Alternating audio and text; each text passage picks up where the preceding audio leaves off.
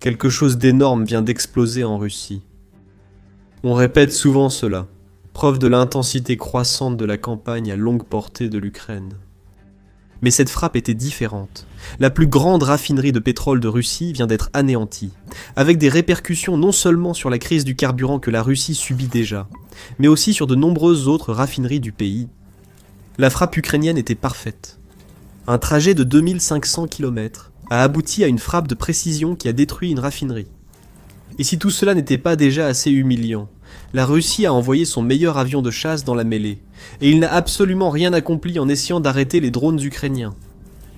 Le 7 juillet, Business Insider a rapporté que les drones ukrainiens avaient parcouru des milliers de kilomètres pour atteindre la raffinerie d'Omsk en Sibérie occidentale. Plus de 2500 km d'espace aérien ont été parcourus, ce qui correspond à peu près à la distance entre Los Angeles et Houston, selon le média. Et ce sont 2500 km, pendant lesquels les défenses aériennes russes ont tenté, sans succès, d'arrêter les drones ukrainiens. Le résultat est similaire aux précédentes frappes ukrainiennes contre des raffineries. Des vidéos de la chaîne Telegram X Helanova Plus montrent d'épais nuages de fumée noire s'élevant de l'installation, accompagnés de tirs de défense aérienne en arrière-plan. On sait tous ce que veut dire la fumée.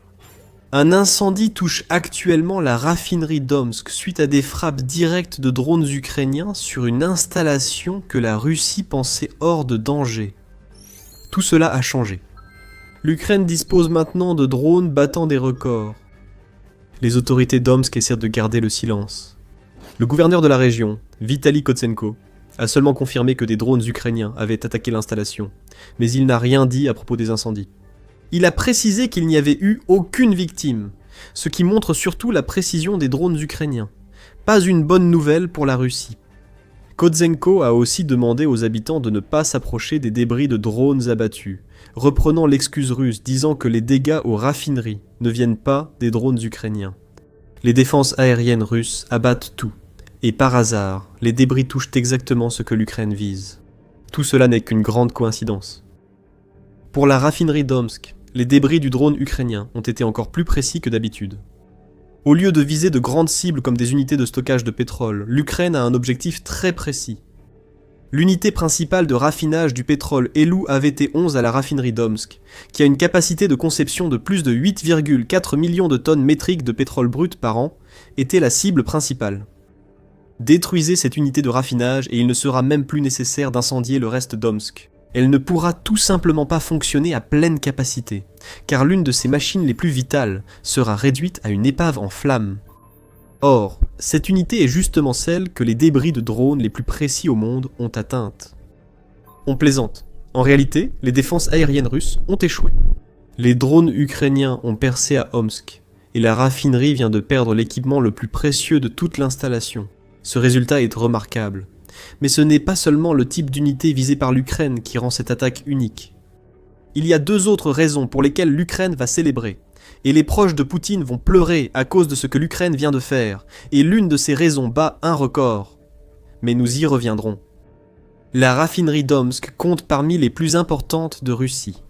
Selon le Kyiv Independent, c'est la plus grande raffinerie que possède la Russie du seul point de vue de la capacité de production, et elle est capable de traiter plus de 21 millions de tonnes de pétrole brut par an. Ce chiffre nous donne une certaine perspective sur la frappe contre l'Elu AVT-11. L'Ukraine a neutralisé une unité qui est responsable de près de la moitié de la production annuelle totale de la raffinerie d'Omsk. Maintenant que l'Ukraine sait que ses drones peuvent atteindre la plus grande raffinerie de Russie, elle poursuivra sûrement ses attaques. Les frappes doubles et triples sont devenues la signature des attaques ukrainiennes contre les raffineries, donc je pense qu'on fera bientôt une vidéo sur Omsk en feu. D'après l'état-major général ukrainien, la raffinerie d'Omsk est cruciale pour l'effort militaire russe. La raffinerie fabrique divers carburants, comme l'essence, le diesel et le kérosène d'aviation, utilisés par les chars, véhicules blindés, avions de guerre et aussi par les civils. La Russie ne verra pas d'un bon œil la chute d'une autre raffinerie alors qu'elle subit déjà une crise nationale du carburant causée par l'Ukraine. La raffinerie d'Omsk produit également des produits pétrochimiques et des lubrifiants utilisés par l'armée. Et selon le Kyiv Post, elle a une profondeur de raffinage de 99%, ce qui est l'un des plus élevés de toute la Russie. Cela semble signifier que la raffinerie d'Omsk est l'une des raffineries russes qui s'approche le plus de son potentiel maximal en termes de production. Ce n'est plus le cas, et loin de là. Nous avons évoqué des effets en cascade au début de la vidéo. L'impact sur la crise du carburant en Russie est l'un de ces effets, nous en parlerons bientôt. Mais un autre élément distingue la raffinerie d'Omsk, comme le révèle le rapport de Milletani, sur la frappe la plus récente et la plus impressionnante de l'Ukraine. Le média affirme que la raffinerie d'Omsk est la seule de toute la Russie à produire des catalyseurs de craquage. Ces composants sont essentiels pour d'autres installations de raffinage secondaire du pétrole. Le craquage catalytique est un procédé qui décompose les hydrocarbures complexes en molécules plus simples et plus légères. Les producteurs de carburant appliquent ce procédé pour optimiser rendement et qualité des produits pétroliers, tels que l'essence et le kérosène. Si la Russie a perdu l'accès à ces catalyseurs de craquage, la Russie ne peut plus produire de carburant de haute qualité. C'est une mauvaise nouvelle pour des millions de moteurs russes, qui subiront davantage d'usure car les gens devront utiliser du carburant de moindre qualité. Certes mineur, mais c'est un souci supplémentaire qui pèse sur Poutine actuellement. Tout cela est déjà impressionnant. Cependant, nous vous avons dit qu'il y a 2 raisons pour lesquelles l'Ukraine célèbre la frappe sur Omsk, et l'une de ces raisons a quelque chose à voir avec le fait de battre des records. Nous vous avions déjà donné un indice sur la distance. 2500 km. Ce n'est pas seulement une distance remarquable pour un drone. C'est la plus grande distance qu'un drone ait parcourue avant de mener une frappe réussie dans la guerre en Ukraine. United 24, média révèle que les drones ukrainiens n'ont jamais volé aussi loin auparavant, et qu'il est possible que 2500 km soit l'estimation la plus basse. Comment ? La raffinerie d'Omsk se trouve à 2500 km de la frontière ukrainienne en ligne droite. Il est peu probable que les drones ukrainiens aient volé directement de la frontière à la raffinerie. Ils ont probablement dû prendre un itinéraire moins direct pour éviter les défenses aériennes russes, ce qui pourrait porter la distance réelle à plus de 3000 km. Dans tous les cas, c'est un record mondial. L'Ukraine a battu l'ancien record de 1800 km qu'elle avait établi lors d'une attaque contre un radar transhorizon, Voronezh M, en août 2025. L'Ukraine a augmenté sa portée d'au moins 30%, rapporte United 24 Médias. Pour la Russie, cela ne signifie qu'une seule chose. Le rayon d'action de l'Ukraine s'est encore agrandi, et presque rien n'est à l'abri des drones ukrainiens. Si Vladimir Poutine n'a pas saisi le message du panache de fumée de la raffinerie d'Omsk, le président ukrainien Volodymyr Zelensky l'a dit très clairement après la frappe. La Sibérie aussi est désormais à la portée des frappes de précision ukrainiennes, a déclaré Volodymyr Zelensky, en révélant que ce que l'Ukraine vient d'accomplir constitue un record non seulement pour l'Ukraine, mais aussi à l'échelle mondiale. La raffinerie d'Omsk était jusque-là hors de portée des drones ukrainiens. C'est un point intéressant à considérer. L'Ukraine n'avait pas été capable de frapper Omsk jusqu'à présent. Et pourtant, comme vous allez bientôt le découvrir, l'Ukraine a utilisé un type de drone qui est devenu une caractéristique de sa campagne de frappe en profondeur pour mener cette attaque. Ça ressemble à une contradiction, n'est-ce pas ? Un drone que l'Ukraine avait déjà utilisé, et pourtant celui qu'elle a employé pour une frappe à une distance qu'on ne croyait jusque-là pas possible. Que se passe-t-il ? Nous allons vous l'expliquer, mais d'abord, voici l'émission militaire. Si vous n'êtes pas encore abonné à la chaîne, c'est le moment idéal pour appuyer sur ce bouton avant que nous ne reprenions la vidéo. Le drone utilisé par l'Ukraine pour frapper la raffinerie d'Omsk était le FP-FP1 de Firepoint, désormais l'un des drones longue portée clés de l'arsenal ukrainien. Le fondateur de Firepoint, Denis Stillman, l'a confirmé sur X. La raffinerie d'Omsk rencontre le nouveau FP-FP1, accompagnant une vidéo de fumée s'échappant de l'installation. Attendez, le FP-FP1 ne peut pas parcourir 2500 km ou plus, n'est-ce pas ? Faux. Le fondateur de Firepoint a donné un indice sur ce qui vient de frapper la Russie en évoquant le nouveau FP-FP1. Le principal drone longue portée ukrainien a beaucoup évolué depuis sa première utilisation. Le modèle original n'aurait en effet pas été capable de mener l'attaque contre la raffinerie d'Omsk. Il ne pouvait parcourir que 1600 km, ce qui reste une distance impressionnante, même si cela met la Sibérie hors de portée. Cependant, Firepoint a modifié ce drone et créé quelque chose de spécial. En utilisant un guidage assisté par l'IA pour augmenter sa portée, le nouveau FP-FP1 est capable de parcourir 2700 km. Fait intéressant. Si la théorie des médias United 24 sur la trajectoire indirecte du drone vers Omsk est correcte, Firepoint a peut-être amélioré le FP-FP1 pour couvrir une distance plus longue. Cependant, le FP-FP1 reste imparfait. Sur le champ de bataille, l'information, c'est le pouvoir. Mais une bataille reste invisible. Chaque jour, des courtiers en données collectent, regroupent et vendent vos données personnelles sans votre connaissance ni votre consentement. Notre sponsor du jour, Inconi, vous aide à effacer ces données de centaines de bases de données en seulement quelques clics. Vos données personnelles et familiales, comme adresse et téléphone, pourraient être en ligne sans que vous le sachiez. Cela peut entraîner des appels indésirables, des arnaques et des vols d'identité. C'est dangereux pour vous et votre famille. C'est pourquoi j'utilise Incogni. Incogni trouve automatiquement où vos informations personnelles sont exposées et envoie des demandes de suppression en votre nom. Ils ne peuvent pas vous nuire s'ils ne peuvent pas vous trouver. Et avec le forfait illimité, vous pouvez aller encore plus loin. Collez simplement le lien d'un site exposant vos données, et les experts en confidentialité d'Incogni prendront en charge les suppressions personnalisées. Commencer ne prend que quelques minutes, et après une autorisation unique, Incogni s'occupe du plus gros du travail pour vous. Reprenez le contrôle de votre vie privée dès aujourd'hui. Utilisez notre code spécial pour obtenir 60% de réduction sur n'importe quel abonnement annuel Incogni. Scannez le code QR ou cliquez sur le lien ci-dessous et commencez à supprimer vos informations personnelles du web. Vous savez déjà que l'information, c'est le pouvoir. Utilisez maintenant ce pouvoir pour vous protéger et reprendre le contrôle de votre vie privée avec Incogni. Bien qu'il soit puissant et puisse parcourir de longues distances, il n'a toujours qu'une vitesse maximale de 205 km/h.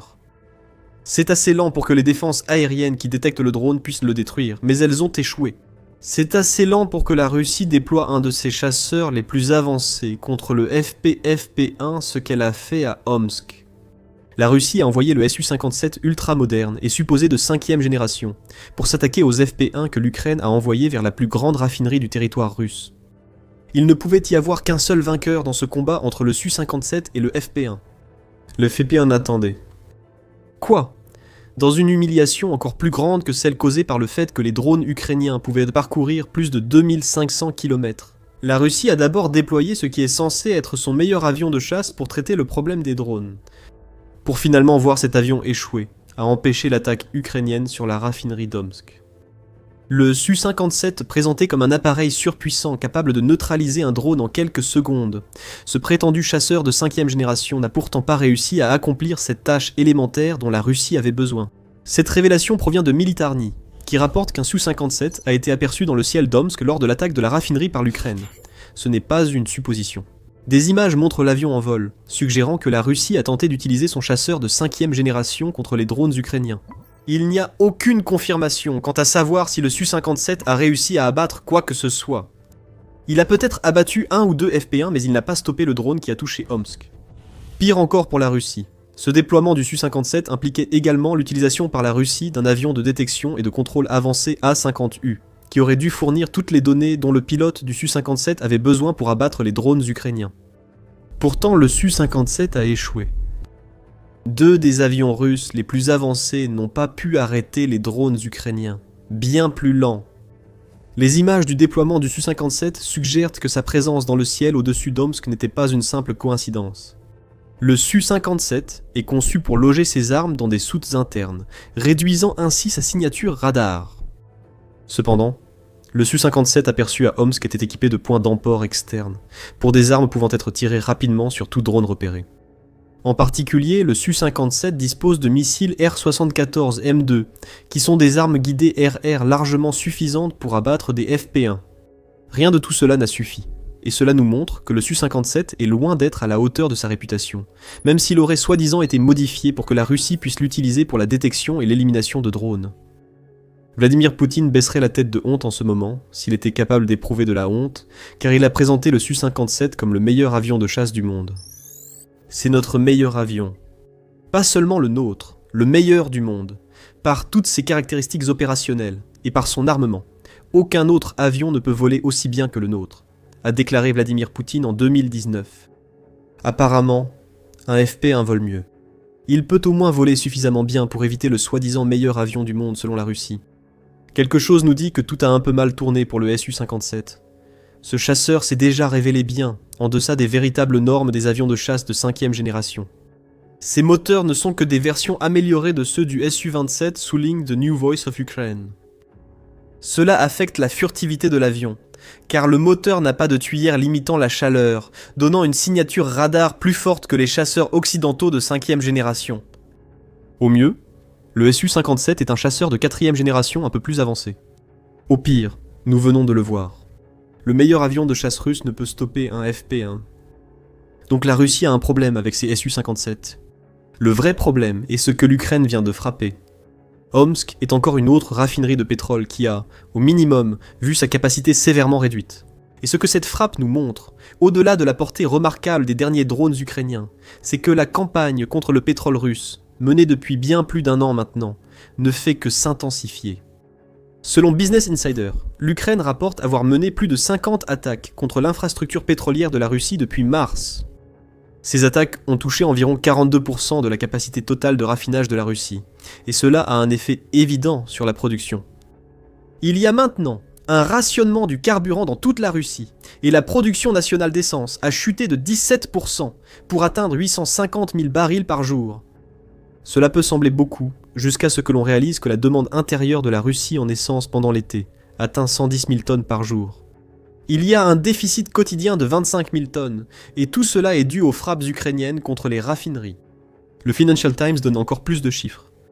Il indique que l'Ukraine a réussi à frapper les raffineries russes, au moins 194 fois, depuis le début de 2026, soit 11 fois plus que le nombre de frappes de ce type menées par l'Ukraine au cours des 6 premiers mois de 2025.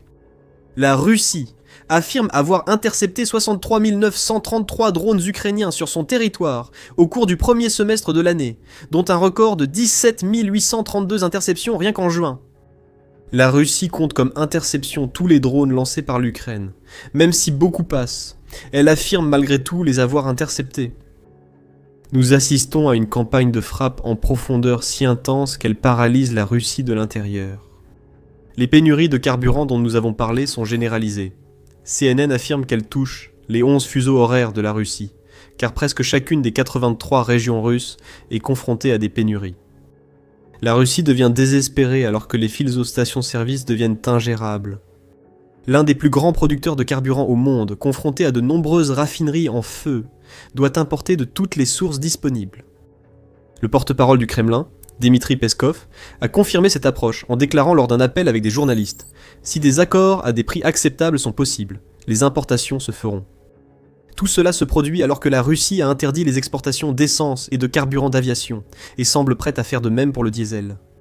La Biélorussie et le Kazakhstan, fournisseurs traditionnels de la Russie, ne fournissent pas assez de carburant pour combler le déficit croissant des réserves russes, selon la fondation Saratoga. Reuters indique que l'Inde est ajoutée à la liste en tant qu'importateur potentiel, alors que la Russie tente de se procurer 400 000 tonnes d'essence pour pallier sa pénurie. Mais aucune de ces mesures d'urgence ne change un fait. La Russie ne peut protéger ses raffineries. Le réseau de défense aérienne du pays, affaibli par des années de frappes ukrainiennes, ne dispose plus de suffisamment de systèmes et de missiles pour protéger les cibles prioritaires, comme la plus grande raffinerie de pétrole de Russie. Omsk aurait dû être protégé par plusieurs couches de la meilleure défense aérienne russe. Au lieu de cela, nous n'avons vu que des tirs dispersés dans la vidéo de la raffinerie d'Omsk en feu, et la sortie ratée du Su-57 révélant bien plus que ce que Poutine souhaiterait sur l'état réel de ce qu'il présente comme le meilleur avion de chasse du monde. On pourrait penser que l'ampleur des frappes sur les raffineries ukrainiennes pousserait Poutine à envisager de négocier la fin de la guerre qu'il a lancée. Jusqu'ici, Poutine s'est contenté de reconnaître les crises du pétrole et du carburant en Russie, tentant de gagner du temps pour un redressement improbable. Pourtant, l'Ukraine continuera de frapper. Son objectif est de changer le calcul stratégique de Poutine, en lui faisant comprendre que son invasion cause chaque jour davantage de dégâts à la Russie et à son peuple. Poutine a réagi par l'agression. Ses exigences de paix sont devenues plus maximalistes, exigeant désormais que l'Ukraine cède le Sud et le Donbass. Ce sont les exigences d'un homme désespéré conscient que son temps est compté. Le dirigeant russe a vu les drones ukrainiens frapper à plus de 2500 km à l'intérieur de la Russie. Il se demande maintenant ce qui va suivre. L'Ukraine a de nombreuses cibles et suffisamment de drones pour frapper quasiment tout objectif militaire en Russie. La défiance désespérée de Poutine est le dernier souffle d'un dirigeant en échec, annonçant peut-être sa chute. Voici une question. Si vous avez une flotte et affrontez un ennemi sans marine, que faites-vous ? Si vous êtes la Russie, vous perdez quand même. Après 4 ans d'humiliation navale infligée par l'Ukraine, la Russie a dû penser que cela ne pouvait pas être pire. La Russie avait tort. Lors d'une nuit mémorable, la flotte fantôme russe est devenue la collection de sous-marins la plus pathétique imaginable. 10 navires ont été coulés, anéantis par une attaque dévastatrice durant la nuit. Ce n'était pas juste une attaque meurtrière de l'Ukraine, c'était un message à Poutine. Aucun de ces navires ne sera jamais en sécurité. Le commandant des forces de système sans pilote ukrainiennes, Robert Brovdi, a annoncé sur Telegram que la flotte fantôme quitte le chat. Publié à la suite d'une opération dévastatrice de drones ukrainiens, qui a d'abord détruit 8 pétroliers de la flotte fantôme russe, et qui en a ensuite éliminé 2 de plus, pour faire bonne mesure. La bataille aéronavale dans la nuit du 7 juillet a atteint un niveau industriel de pêche.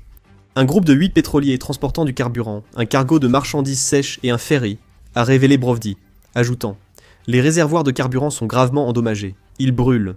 Les sanctions venues du ciel, portées par les oiseaux ukrainiens épris de liberté du SBS, sont en vigueur. » Soudain, nous avons découvert ce qui pourrait être l'opération navale la plus impressionnante de l'Ukraine durant sa guerre contre la Russie. L'Ukraine n'a pas de marine traditionnelle. Hormis quelques patrouilleurs et navires anti-mines, l'Ukraine ne dispose pas de navires de guerre pour affronter la flotte russe, mais elle n'en a pas besoin. Comme nous l'avons vu tant de fois auparavant, les sanctions aériennes de l'Ukraine ont causé des dégâts, et on a rappelé à la Russie, une fois de plus, que ni la mer Noire ni la mer d'Azov ne sont sûres pour aucun de ces navires. Et quel rappel! Voici le détail. Chacun des pétroliers que les drones ukrainiens ont frappés avant le 7 juillet est sous sanctions internationales. Chacun a un port en lourd d'environ 7000 tonnes, a été construit entre 2006 et 2016 et mesure environ 140 mètres de long. Cette uniformité rend les navires russes transportant du pétrole illicite faciles à repérer par l'Ukraine. Cela montre aussi qu'il ne s'agit pas des gros pétroliers, qui voyagent à l'international vers les pays achetant du pétrole russe à prix réduit. Ils jouent un rôle différent, et nous allons bientôt expliquer lequel. Avant cela, un appel nominal. Les 8 pétroliers que l'Ukraine a détruits étaient le Sanar 1, le Sanar 1-7, le Vénus 3, le Teti, le Klimena, le Pénélope, l'Alexei Savrasov et le MS Ivan Chermizinov. Brodsky révèle cela. Cela fait 8. Brodsky a indiqué que l'Ukraine a ajouté 2 pétroliers, portant le total à 10, quelques heures après son premier rapport. Ajoutez le ferry et le cargo sec cités par Brodsky dans son message initial, et vous obtenez une douzaine de navires russes, récemment transformés en sous-marins par les forces ukrainiennes de systèmes sans pilote. Ce n'était pas une attaque ordinaire, elle était précise, coordonnée, létale. Un message a été adressé à Poutine et ses sbires. Les pétroliers et ferries transformés en navires de la flotte fantôme pour contourner les sanctions sont désormais des cibles dès qu'ils entrent à portée des drones ukrainiens. C'était une annihilation totale de la logistique russe, dans une région où Poutine a vraiment besoin que cette logistique fonctionne aussi efficacement que possible. Ces drones et leurs opérateurs ont été les vedettes du spectacle. La stratégie de l'Ukraine était brillante. Les images de l'attaque qui ont fait surface montrent la même chose encore et encore. Un drone s'approche d'un pétrolier, aligne le navire dans sa ligne de mire avant de plonger et d'exploser. Souvent, on voit que les navires frappés par ces drones sont déjà en feu. Cela montre que l'Ukraine a lancé un essaim. Un drone par navire n'était pas la stratégie ici. L'Ukraine a frappé encore et encore pour détruire des pétroliers essentiels à la machine de guerre russe. Defense Express révèle dans son récapitulatif des frappes de drones ukrainiens que les images montrent autre chose. Chaque drone ukrainien visait une cible précise sur les navires attaqués. Ils ont frappé les superstructures, qui sont définies comme toutes les structures fermées dépassant du pont principal du navire. Les superstructures, exposées et bordées d'un pont plat, deviennent des cibles faciles. Pourquoi est-ce important ? Selon Defense Express, cibler les superstructures du pétrolier indique que les drones visaient à neutraliser en même temps la passerelle, la salle des machines et les réservoirs de pétrole de chaque navire. Cela a marché, comme le montrent les flammes de nombreux navires touchés par les drones ukrainiens. Concernant les drones, des spéculations subsistent. Defense Express indique que l'Ukraine a lancé des FP-2 contre les navires de la flotte fantôme russe. Ces drones, fabriqués par Firepoint, sont certainement à la hauteur. Capables de transporter une charge utile de 200 kg avec une portée de vol de 370 km, ces drones peuvent atteindre des navires situés à une distance d'attaque intermédiaire, surtout s'ils sont lancés depuis des navires que l'Ukraine a envoyés en mer Noire. Nous ne disons pas que l'Ukraine a choisi cette approche. Brodsky n'a révélé que le FP2 serait à la hauteur. Cependant, il y a aussi des spéculations selon lesquelles l'Ukraine aurait pu utiliser autre chose. L'analyste Denis Davidov souligne que les images que nous avons vues des frappes semblent indiquer que l'Ukraine n'a pas utilisé le FP2, ni même le FP1 à plus longue portée. Ces drones pourraient être différents. Ils utilisent peut-être une vision artificielle, ce qui signifierait que l'Ukraine a des drones autonomes survolant la mer d'Azov, capables de frapper des cibles avec peu d'intervention. Tout cela reste spéculatif, mais 10 pétroliers russes et 2 autres navires brûlent actuellement, ce qui est bien réel. Cela signifie que l'Ukraine a donné suite à un avertissement que le président Volodymyr Zelensky avait lancé quelques jours avant cette attaque. La marine ukrainienne et d'autres composantes des forces de défense et de sécurité ont réalisé ce que beaucoup pensaient impossible. La Russie a perdu la mer Noire, et cela a commencé avec la libération de l'île aux serpents, et s'est poursuivi avec nos opérations contre la flotte russe, les ports et les forces d'occupation dans notre Crimée. Nous prouvons que les régions de la mer Noire et de la mer d'Azov ne seront certainement pas un lieu de paix pour la Russie, a rapporté l'UNN le 4 juillet, juste avant la journée de la marine ukrainienne. La Russie aurait dû écouter. L'Ukraine est passée à l'acte à peine 2 jours plus tard, donnant suite à cet avertissement. La situation en mer d'Azov s'est aggravée. C'est déjà un gros problème pour Poutine, mais un autre enjeu se profile derrière. Ce n'est pas seulement ce que l'Ukraine a frappé, ni le fait que chaque pétrolier détruit naviguait en mer d'Azov. C'est précisément l'endroit où ces frappes ont eu lieu qui fera trembler Poutine, et poussera une certaine partie de la population russe à chercher une porte de sortie le plus vite possible. Mais avant d'en arriver là, petit rappel, vous regardez l'émission militaire. Nous offrons une vue d'ensemble, pas seulement les gros titres. Pour en voir plus, abonnez-vous et activez la cloche de notification pour être parmi les premiers à voir nos nouvelles vidéos.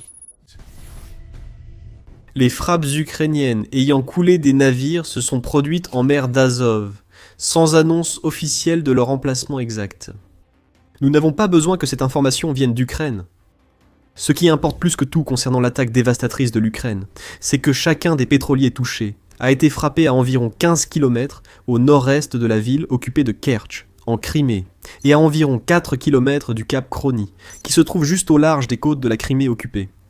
Cela a été confirmé par le service de surveillance des incendies de la NASA, qui a détecté les flammes intenses provenant des navires de la flotte fantôme que l'Ukraine a frappés.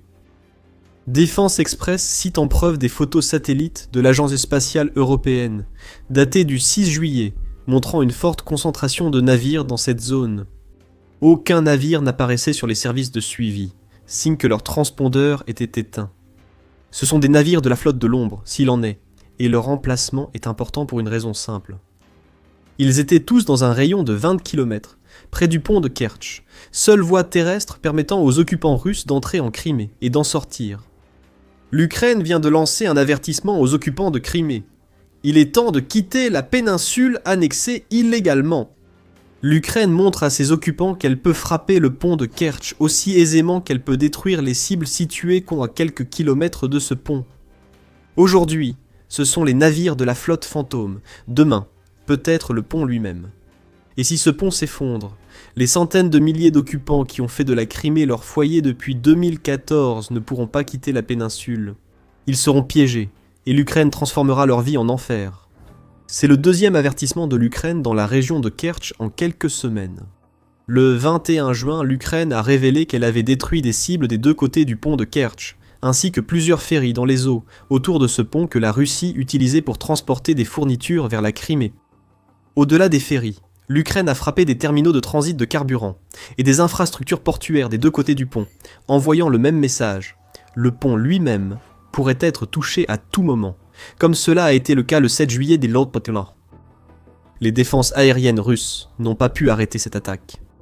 Nous avons observé le même échec lors de la destruction des 10 pétroliers. La Russie aurait dû pouvoir stopper ces attaques. Elle possède des bases aériennes en Crimée occupée et dans le kraï russe de Krasnodar pour couvrir les navires que l'Ukraine frappe toujours dans le détroit de Kerch. Mais soit ils n'ont pas fait assez, soit ils n'ont rien fait du tout. Et d'ailleurs, il y a 10 autres navires qui ont également éteint leurs transpondeurs dans la même région que la douzaine que l'Ukraine a détruite. Si les occupants illégaux de la Crimée n'ont pas compris, l'Ukraine pourrait leur redire « Sortez de Crimée ». Cet avertissement a déjà été lancé plusieurs fois. À la mi-juin, le chef du Mejlis du peuple tatar de Crimée, Refat Choubayrov, a lancé cet avertissement au nom de l'Ukraine, déclarant « Je voudrais m'adresser tout particulièrement à ceux qui se sont installés sur la péninsule après le 27 février 2014. Votre séjour en Crimée avec des documents de propriété russes falsifiés est illégal à tous égards, tant au regard de la loi ukrainienne que du droit international. Le pont de Kertch étant ouvert, vous pouvez encore quitter la Crimée. Bientôt, cette opportunité n'existera plus. Cette déclaration est essentielle. L'Ukraine ne détruit pas seulement la flotte fantôme, mais agit à un endroit stratégique, prouvant qu'elle pourrait facilement frapper le pont de Kertch si elle le voulait. Si ces avertissements continuent d'être ignorés, l'Ukraine ne prendra plus de gants et rendra impossible le départ des occupants. Et ces occupants ne veulent pas que cette possibilité disparaisse. Vu toutes ces informations, on peut confirmer que les frappes de drones ukrainiens contre les pétroliers russes du 7 juillet s'inscrivent dans la stratégie d'isolement de la Crimée menée avec succès par l'Ukraine ces derniers mois. Depuis début avril, l'Ukraine a lancé vague après vague de drones de frappe à moyenne portée, menant des attaques contre les artères logistiques qui alimentent la Crimée. Les autoroutes et ponts vers la péninsule sont jonchés des carcasses calcinées de centaines de camions et citernes de carburant. Des ponts ont cédé sous les frappes ukrainiennes, et les routes d'approvisionnement maritime sont aussi perturbées. L'Ukraine a détruit des voies serrées dans le cadre d'une campagne d'isolement visant à faire du pont de Kertch la seule voie d'entrée et de sortie de la Crimée. Rappelez-vous que ce pont n'est pas une voie sûre. L'Ukraine l'a déjà frappé plusieurs fois, poussant la Russie à arrêter le transport militaire sur le pont. L'interdiction est remise en question. La Russie pourrait devoir renvoyer ses camions sur le pont de Kertch, ce qu'elle veut éviter. Voilà le génie de la stratégie ukrainienne. Ce n'est pas qu'une question d'isolement. Il s'agit de couper toutes les routes logistiques russes vers la Crimée, envoyant ainsi un message aux occupants. Poutine ne peut plus garantir leur sécurité. Poutine est un dirigeant qui s'appuie sur son image d'homme fort. Il est le grand défenseur de la Russie, si l'on en croit la propagande du Kremlin. Mais cette image est écornée chaque fois qu'un drone ukrainien frappe une cible en Crimée ou aux alentours. L'Ukraine a désormais la Crimée dans un étau, causant de la souffrance aux occupants. Les pénuries de carburant se multiplient sur toute la péninsule.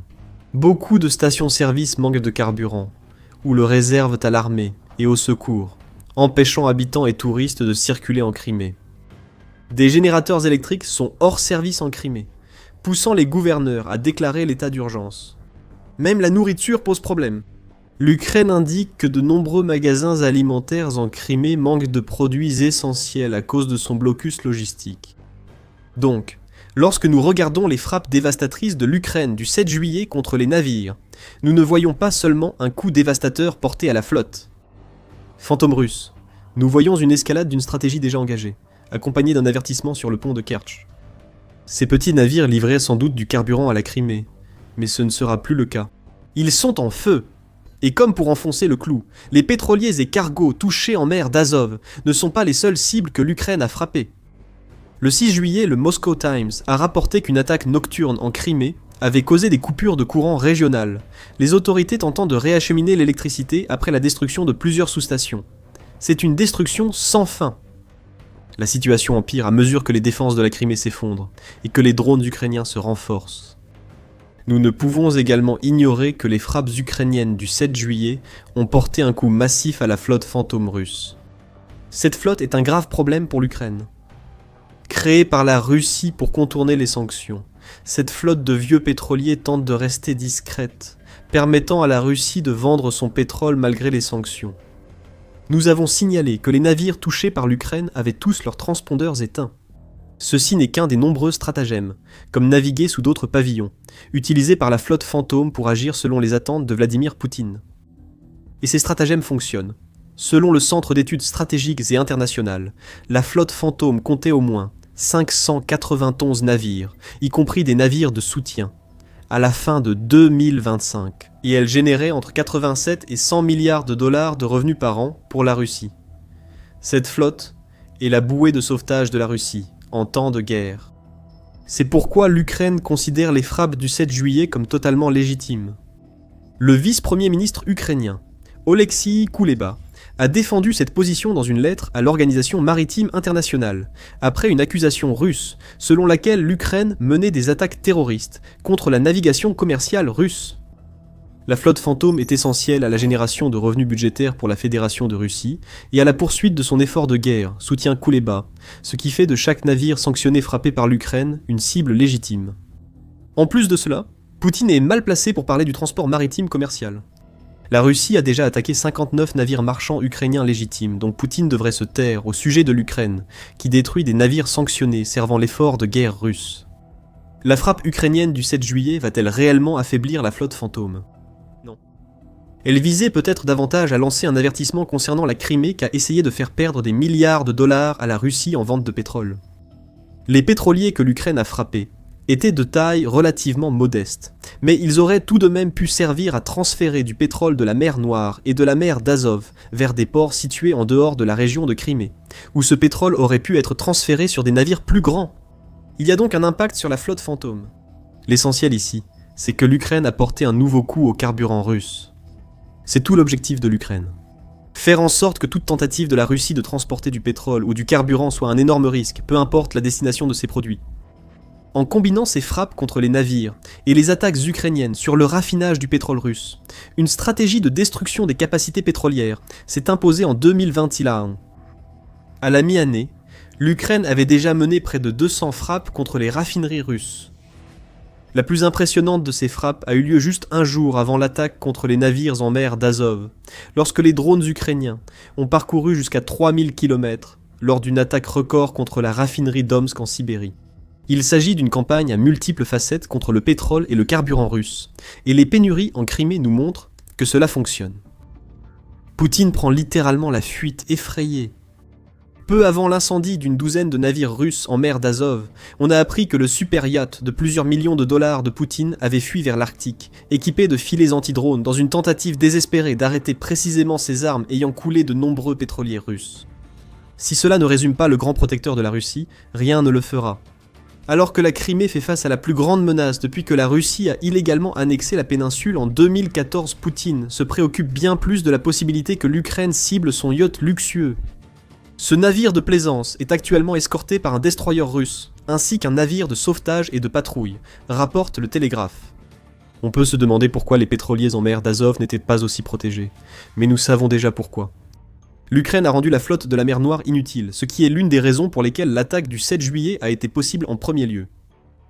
Poutine se réfugie dans des bunkers tandis que son yacht quitte la Russie. Voici votre protecteur, occupant de la Crimée. Alors répétons-le encore pour l'Ukraine. Quittez la Crimée tant que vous le pouvez encore.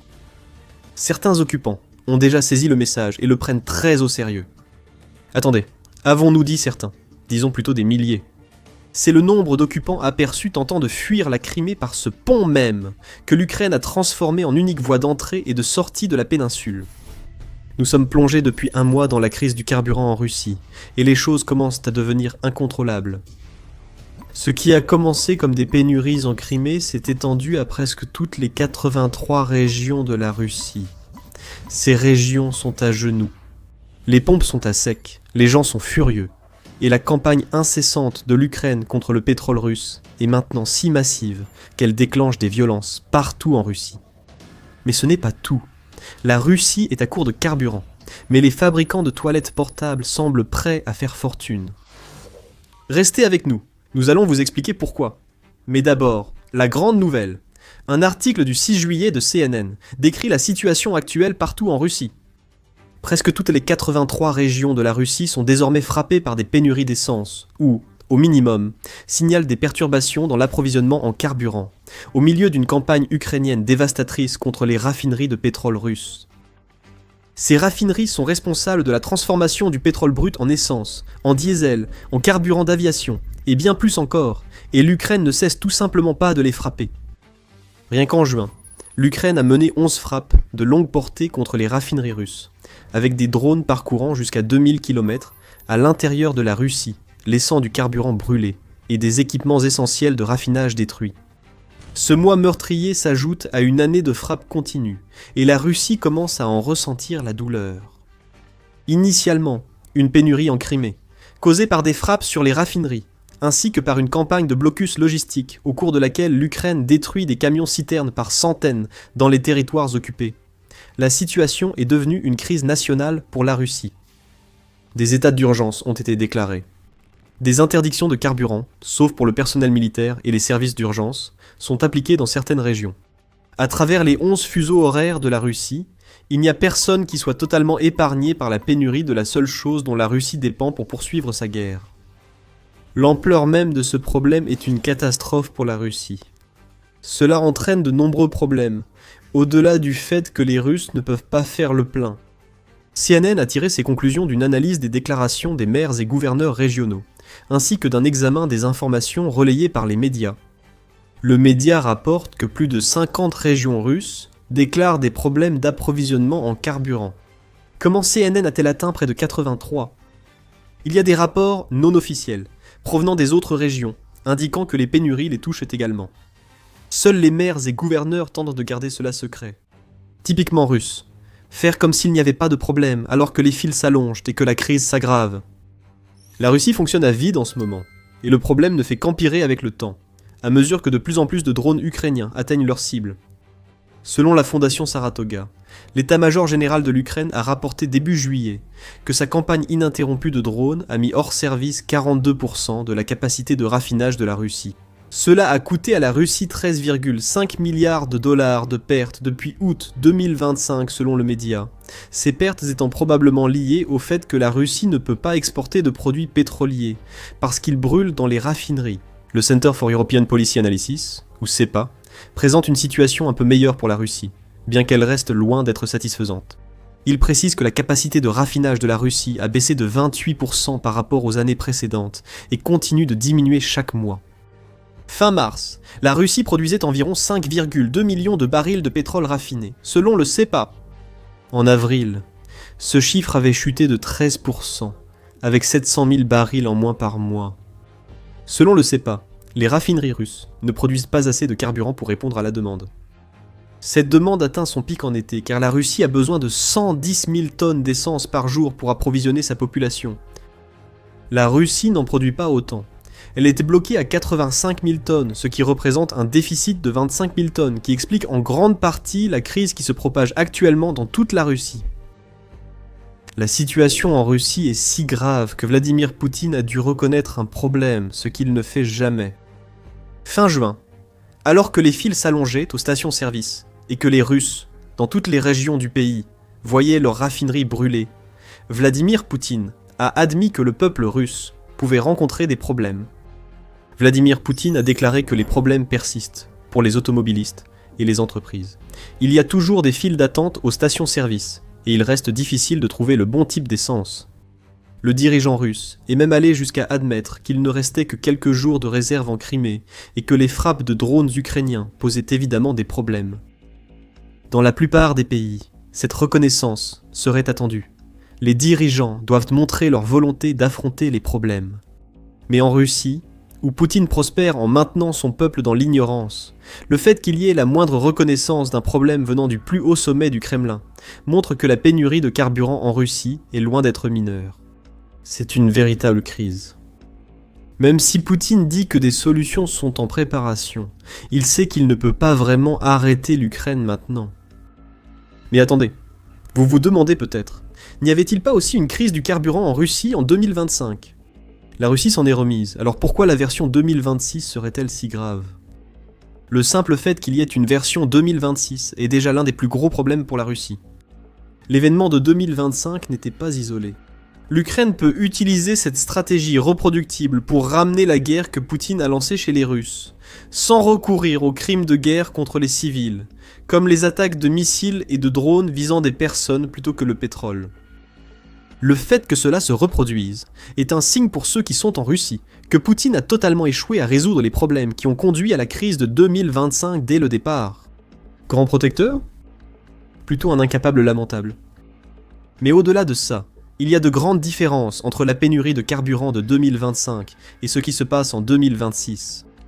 Comme le souligne l'Institut pour l'étude de la guerre, ou ISW, la pénurie de 2025 ressemblait à celle de 2026, mais elle était bien moins grave. Cette crise a touché au moins 57 des 83 régions de la Russie, plutôt que pratiquement toutes, même si elle a révélé l'incompétence des défenses aériennes russes face aux drones ukrainiens.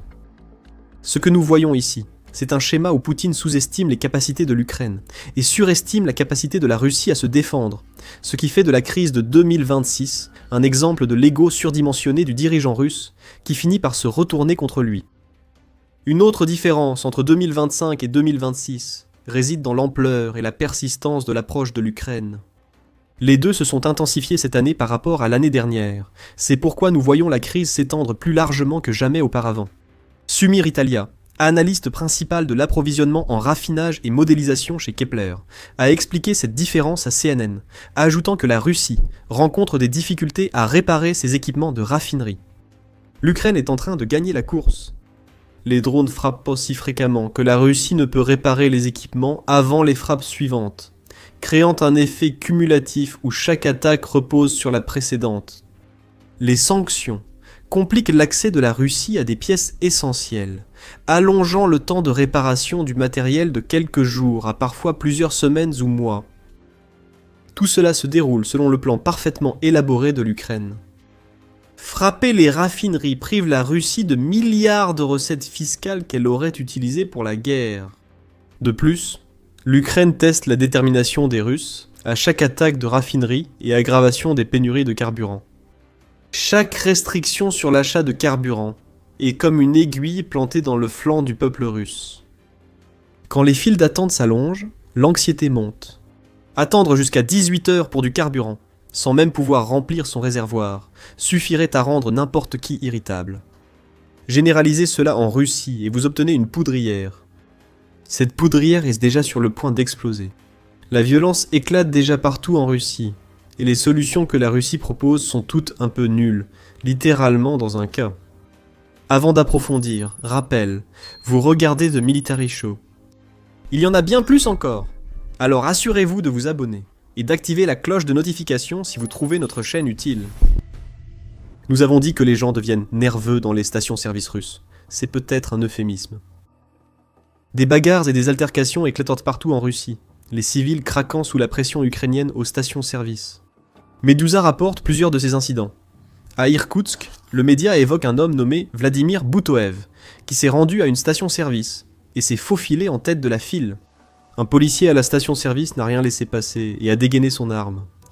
Boutoev a été arrêté, et il fait maintenant face à des accusations criminelles pour s'être apparemment montré violent envers les policiers qui l'ont interpellé. Il existe de nombreux autres exemples. À Saint-Pétersbourg, une dispute entre deux habitants a presque viré au drame. Un habitant s'est arrêté à une pompe libre, mais un autre lui a dit qu'il devait partir. L'autre homme, un chauffeur de taxi appelé Artush Muradiev, a continué de se disputer jusqu'à ce que le premier sorte un pistolet. Pour ne pas être en reste, Muradiev a pris un couteau dans son taxi et a attaqué l'autre conducteur, resté anonyme. Nous entendons sans cesse des rapports d'incidents similaires partout en Russie. À Ijevsk, un conducteur aurait traîné un autre automobiliste hors de sa voiture. Un motard à Tcheboksary a reçu du gaz poivré au visage après avoir doublé la file, et une femme a été agressée à la suite d'une dispute. Au Tatarstan, une bagarre impliquant plusieurs personnes a éclaté dans une station-service près de la frontière du Bashkortostan. Nous voyons sans cesse la frustration et la colère déborder, ce ne sont que quelques exemples parmi tant d'autres. Des vidéos circulent sur les réseaux sociaux montrant des disputes et des violences. « Va te faire foutre, je vais t'éclater la gueule !» a lancé une femme lors d'une dispute dans la file d'attente d'une station-service, alors que les Russes s'opposent à cause de la brillante stratégie de l'Ukraine contre les raffineries. Et il est difficile de blâmer les Russes épuisés pour leur réaction. Des témoignages rapportent que certains roulent des jours entiers pour trouver du carburant, et des applications improvisées indiquent les stations encore approvisionnées. Imaginez utiliser une application. Apprendre que la station la plus proche avec du carburant est à des dizaines de kilomètres, attendre des heures dans une file, puis découvrir qu'il n'y a plus de carburant à la pompe. Vous pèteriez les plombs. Et en ce moment, c'est ce qui arrive partout en Russie.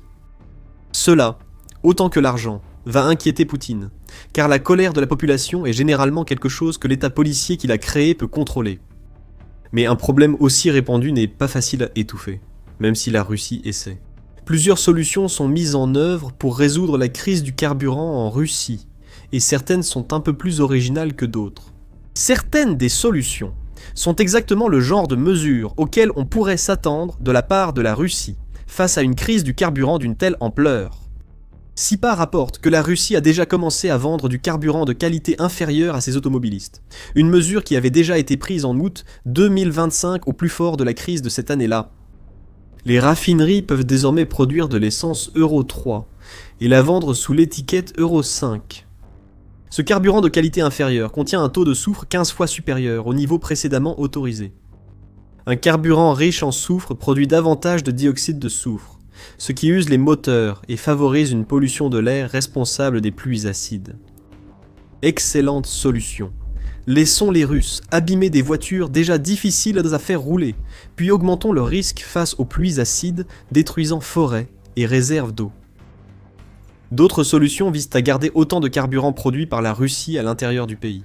Les exportations d'essence ont été interdites au moins jusqu'à la fin juillet. Cette interdiction sera probablement prolongée, sauf si la Russie parvient à produire plus d'essence malgré l'incendie de ses raffineries. La Russie a interdit les exportations de carburant pour avions jusqu'à fin novembre, peinant à faire fonctionner l'aviation militaire et commerciale. Et selon le Moscow Times, le Kremlin envisage également d'interdire les exportations de diesel, ce qui compléterait le trio gagnant pour l'Ukraine.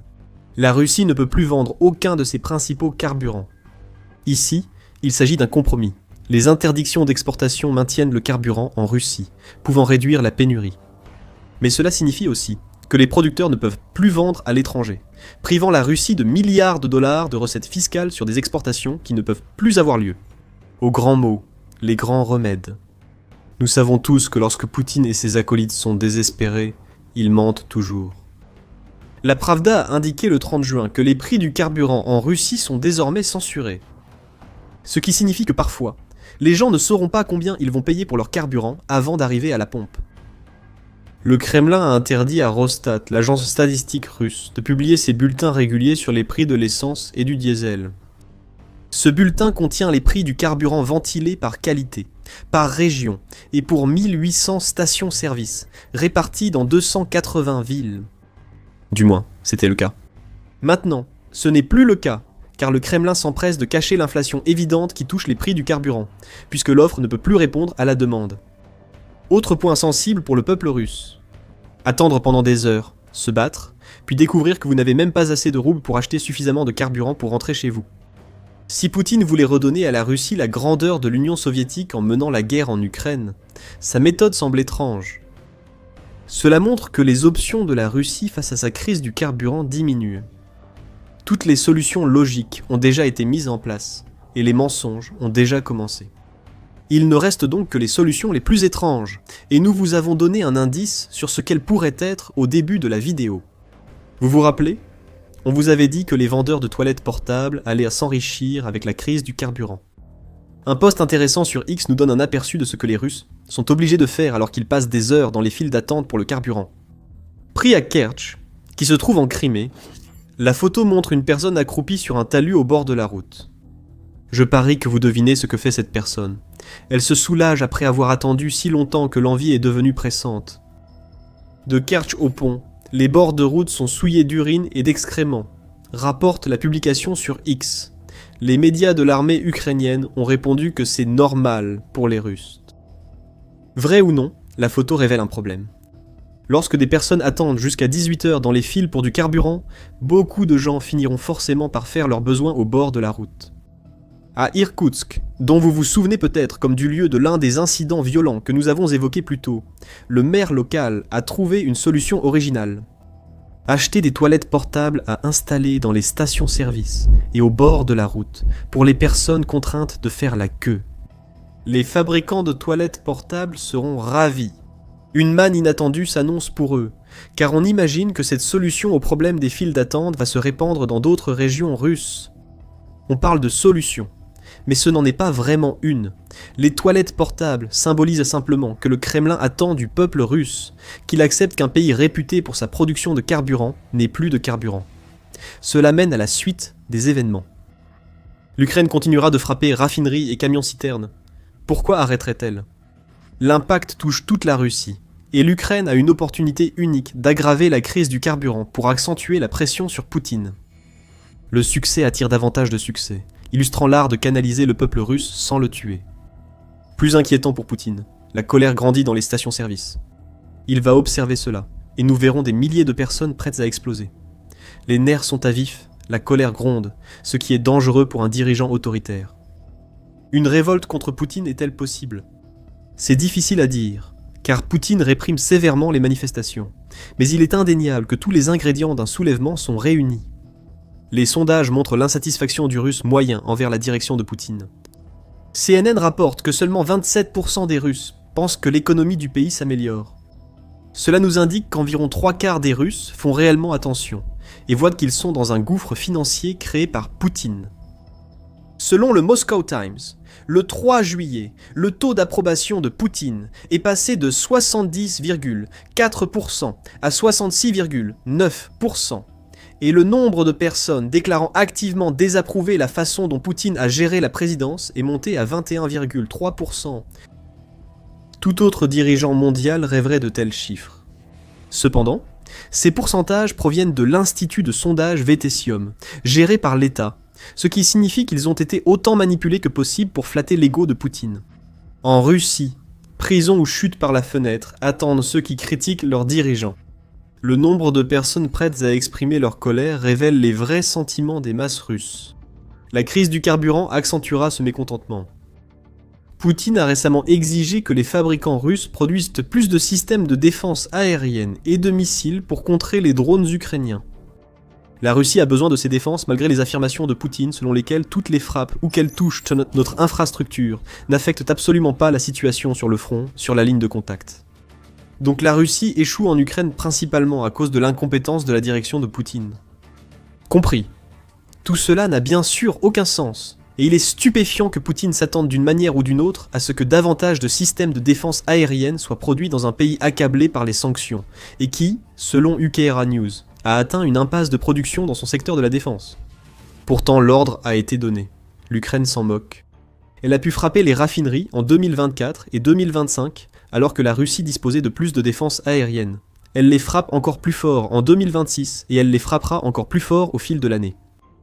Les files d'attente vont s'allonger, la violence va se répandre, la colère va grandir, et Poutine est obligé de faire face au fait qu'il perd tellement que la fabrication de toilettes portables est sur le point de devenir l'une des activités les plus rentables en Russie.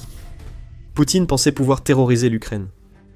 Une frappe de drone contre Kiev a détruit un site culturel emblématique et tué encore plus de civils. Malheureusement, ce n'est pas nouveau dans la guerre en Ukraine. Mais l'Ukraine ne comptait pas rester passive face à cela. Une offensive éclair a été lancée en réponse.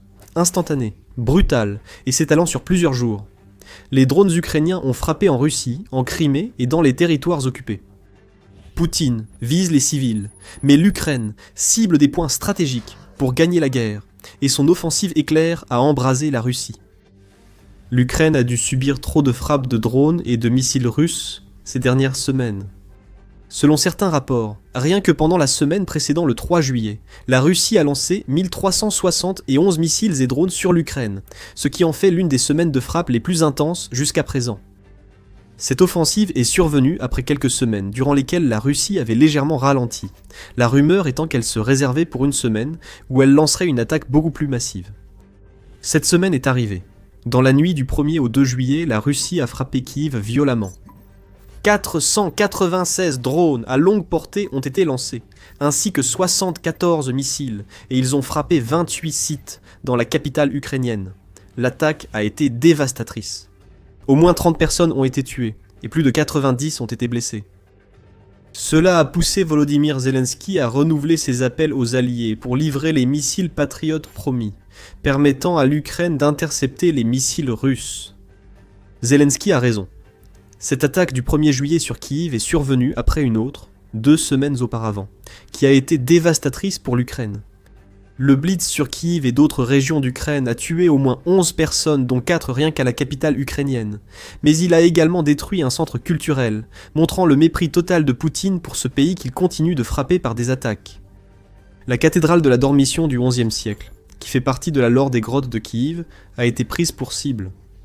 Classée au patrimoine mondial de l'UNESCO et lieu de culte pour de nombreux habitants de Kiev, la cathédrale s'est retrouvée avec un énorme trou sur un côté et des flammes visibles sur son toit après une frappe menée dans toute l'Ukraine, qui comprenait 611 drones et 70 missiles. C'est la stratégie de Poutine. Tuer des civils en Ukraine lors de frappes de drones et missiles. La Russie ne cherche pas la précision. Atteindre des cibles militaires est secondaire. Poutine veut surtout semer le chaos chez les civils dans cette guerre qu'il a lancée. Ces deux attaques brutales exigeaient une réponse. L'Ukraine le savait. Et en réponse, elle a déclenché une offensive éclair de plusieurs jours en représailles à ces deux frappes sur Kiev, ainsi qu'aux attaques contre le reste de l'Ukraine que la Russie continue de mener. Les raffineries, les infrastructures militaires, la Crimée annexée et les territoires occupés brûlent tous, après plusieurs jours de frappes à longue portée au cours desquelles l'Ukraine a adressé un message clair à Poutine. Vous frappez des civils, nous détruisons des cibles stratégiques. Nous allons commencer par les raffineries. C'est là que l'Ukraine inflige certains des dégâts les plus déterminants de la guerre. Moins de 2 semaines après la frappe russe contre Kiev et sa cathédrale, l'Ukraine a attaqué par drone les raffineries de Slaviansk et Yaroslavl. Dans les deux cas, l'Ukraine a démontré sa capacité de frappe longue portée. La première de ces raffineries se trouve à 300 km de l'Ukraine, tandis que la seconde est à 700 km de l'Ukraine. À Slaviansk, un gros incendie a touché la raffinerie et des débris de drones ont endommagé des bâtiments. À Yaroslavl, les routes menant à l'intérieur et à l'extérieur de la ville ont été fermées alors que les drones ukrainiens ont frappé. Ce n'était pas fini. Le 1er juillet, les drones ukrainiens ont visé la raffinerie de pétrole d'Oufa pour la deuxième fois en une semaine. Cette raffinerie se trouve à environ 1300 km de l'Ukraine, a rapporté Zelensky dans un post sur X, et la frappe a fait ce que les drones ukrainiens font de mieux, provoquer un important incendie dans une installation remplie de matériaux inflammables. Par cette attaque, l'Ukraine a éliminé un des principaux producteurs russes de lubrifiants, utilisé dans de nombreuses armes et véhicules envoyés par Poutine au front. Mais l'Ukraine ne s'est pas arrêtée là. La deuxième frappe de la Russie sur Kiev a eu lieu le même jour qu'Oufa a été visée pour la deuxième fois, et la vengeance était de mise. La raffinerie de pétrole de Kostovo à Nijni Novgorod a été choisie comme cible. Le 2 juillet, l'Ukraine a frappé la raffinerie si violemment qu'elle a endommagé l'unité principale de distillation primaire du brut AVT6 de l'usine. Cette seule unité représente 53% de la capacité de traitement d'une raffinerie qui traite 15 millions de tonnes de pétrole brut. Elle est maintenant à l'arrêt, tout comme l'unité AVT5 qui était responsable de 25% supplémentaires de la capacité de traitement de l'usine de Kostovo. Kostovo a été mis à l'arrêt. La Russie pourrait mettre des semaines à la remettre en service. C'est justement le problème dont Poutine n'a pas besoin maintenant. Le ciblage des civils ukrainiens par Poutine lors des attaques sur Kiev est tragique et constitue un crime de guerre. Mais l'Ukraine réagit en restant concentrée sur l'objectif. En s'attaquant au pétrole russe, l'Ukraine sait qu'elle peut user la machine de guerre russe, restreindre l'afflux d'argent dans les coffres du Kremlin et rappeler constamment au peuple russe que la guerre lancée par leur président est loin d'être terminée, tout cela sans cibler directement ces personnes. Le raffinage du pétrole russe est un champ de ruines. La série de 3 attaques dont nous avons parlé jusqu'à présent n'est que le début. Dans un rapport du 6 juillet, New Sky a présenté des chiffres intéressants. Il indique que l'Ukraine a lancé 194 frappes contre des raffineries de pétrole russe au cours des 6 premiers mois de 2026, soit 11 fois plus que le nombre d'attaques similaires menées par l'Ukraine pendant la même période, en 2025. Pour donner un contexte, cela représente en moyenne un peu plus de 32 frappes contre des raffineries chaque mois en 2026, ce qui nous montre que l'Ukraine n'a pas seulement intensifié le ciblage du pétrole russe. Elle a rendu les incendies dans les raffineries quotidiens en Russie. Les frappes sur Oufa et Kostovo accentuant ces chiffres. L'Ukraine visant à plusieurs reprises les mêmes raffineries pour empêcher la Russie de remettre quoi que ce soit en marche à pleine capacité. Et parfois, comme nous l'avons vu à Kostovo, l'Ukraine frappe avec une telle précision meurtrière qu'une raffinerie entière doit suspendre ses opérations. Le mois de mai à lui seul a été un mois record pour l'Ukraine. Sky News rapporte que 16 frappes réussies sur des raffineries russes ont été enregistrées durant ce mois, ce qui, selon eux, est plus que ce que nous avons vu pendant toute l'année 2025. Cette affirmation est trompeuse, car l'Ukraine a accru ses attaques contre les raffineries au second semestre. Cependant, ce sont les frappes qui comptent ici. Les défenses aériennes russes sont surmenées et submergées par les drones ukrainiens. Et encore une fois, on le voit dans les chiffres. Le ministère de la Défense russe affirme que les défenses aériennes du pays ont abattu 14 195 drones ukrainiens en mai, puis 17 832 en juin. Ces chiffres sont insensés. Ils sont plus du double, et en juin, presque le triple des drones lancés par l'Ukraine en janvier et février. Nous savons aussi que la Russie manipule souvent ses chiffres d'interception. Beaucoup des frappes de l'Ukraine sont attribuées à des débris de drones, car la Russie essaie de faire croire que ses défenses aériennes interceptent tout. Ce n'est pas le cas. Les incendies dans les raffineries le prouvent. Le peuple russe souffre. Les pénuries de carburant dues à la fermeture des raffineries et aux frappes ukrainiennes contre les camions-citernes créant le chaos en Russie.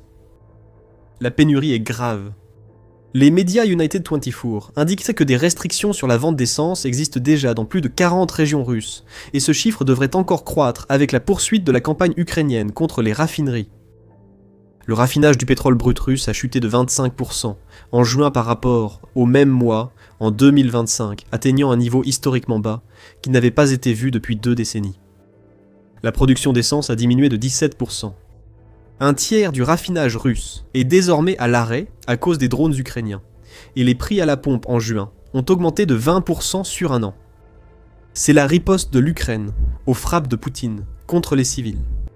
Le peuple russe souffre sans être atteint par des missiles ou des drones. Chaque refus à la pompe, chaque fois qu'ils doivent réunir tant bien que mal quelques roubles de plus qu'ils n'ont pas, et chaque fois qu'on leur dit de rester chez eux pendant que les drones ukrainiens visent une autre raffinerie, rappelle la guerre. Les représailles ukrainiennes pour ce que la Russie faisait subir à Kiev ont été militairement brutales. Elles détruisent des cibles stratégiques et privent la Russie de le nerf de la guerre de Poutine. Plus le pétrole brûle, moins le Kremlin peut gagner d'argent en taxant les revenus générés par un produit qui n'existe plus. Mais croire que la vengeance de l'Ukraine, après les frappes russes, sur Kiev s'est limitée à poursuivre une campagne existante, est une grave erreur. Au moins 15 civils en Ukraine sont morts à cause des attaques de la Russie. Des dizaines d'autres sont blessés, et l'Ukraine a fait payer la Russie en visant le pétrole et tout ce qui permet à Poutine de mener la guerre. Mais avant d'en arriver à tout cela, petit rappel, vous regardez l'émission militaire. Si vous n'êtes pas encore abonné, c'est le moment d'appuyer sur le bouton et d'activer la cloche. Les incendies dans davantage de raffineries ne sont pas les seuls feux que la Russie doit éteindre. Lors des jours de représailles contre les raffineries russes, l'Ukraine a aussi frappé des sites de production militaire dans tout le pays. Le 7 juin, l'Ukraine a lancé des missiles dévastateurs Flamingo FP-5 sur l'usine Titanskoye, qui se trouve dans la ville russe de Volgograd. Ces missiles, qui peuvent parcourir environ 3000 km et transporter une ogive de 1150 kg, constituent un ajout destructeur à l'arsenal à longue portée de l'Ukraine. La fin juin a montré pourquoi, quand les Flamingos ont détruit une usine fabriquant des systèmes d'artillerie et autres équipements militaires spéciaux. On constate encore le génie de l'Ukraine face à la brutalité de Poutine. Si la Russie tue des civils à Kiev, l'Ukraine va faire en sorte que les soldats russes, sur le terrain, meurent plus vite parce qu'ils n'ont pas les armes dont ils ont besoin. 3 jours plus tard, l'Ukraine a réagi, encore en colère après l'attaque de la cathédrale par la Russie, en envoyant des drones contre une usine de missiles à Penza, qui fabrique des composants pour les lance-missiles russes. Sans composants, la Russie ne peut pas lancer de missiles. Du moins c'est la logique, et c'est quelque chose que l'Ukraine pourrait mettre en œuvre en attaquant à plusieurs reprises cette usine et d'autres similaires. Le 3 juillet, en réponse aux attaques russes sur Kiev les premiers, et 2 juillet des drones ukrainiens, ont visé une installation énergétique à Belgorod, produisant des équipements pour les centrales électriques russes. Pendant ce temps, le Sun rapporte que des drones ukrainiens ont aussi frappé une douzaine de sous-stations électriques en Crimée annexées illégalement. Ces attaques continuent. Selon un rapport du 5 juillet du Kyiv Independent, l'Ukraine a lancé une nouvelle vague contre des sous-stations électriques, en détruisant 16 et causant des coupures sur toute la péninsule. En 48 heures d'attaque, qui ont également détruit des dépôts de munitions, des ponts, et visé un aérodrome de Crimée. Ça ne s'arrête tout simplement pas. Alors que Poutine se terre dans l'un de ses bunkers, terrifié à l'idée que le prochain drone ukrainien puisse le viser lui au lieu d'une raffinerie ou d'une installation militaire, l'Ukraine ne cesse d'enchaîner les attaques. C'est une véritable revanche. Pas d'attaques isolées, juste un flux constant de drones et de missiles qui frappent des cibles partout en Russie et dans les territoires occupés. Poutine, autrefois terrorisateur, vit désormais dans la peur, et chaque coupure de courant ou restriction de carburant causée par l'Ukraine rapproche le peuple russe de se retourner contre lui. Revenons un instant à la Crimée. Beaucoup de ce que nous avons évoqué dans cette vidéo a servi de prélude à ce qui s'y est passé. Alors que la Russie brûlait en représailles aux frappes sur Kiev, l'Ukraine préparait un message pour rappeler qu'elle n'a pas oublié sa stratégie d'isolement qui affaiblit la Russie sur la péninsule annexée. Nous avons mentionné certaines frappes en Crimée après la seconde attaque russe sur Kiev, mais sans leur rendre justice. L'Ukraine a déclenché un massacre en Crimée. La base aérienne évoquée, Kvardiskaya, est mise en avant par la presse Euromaidan qui explique son importance.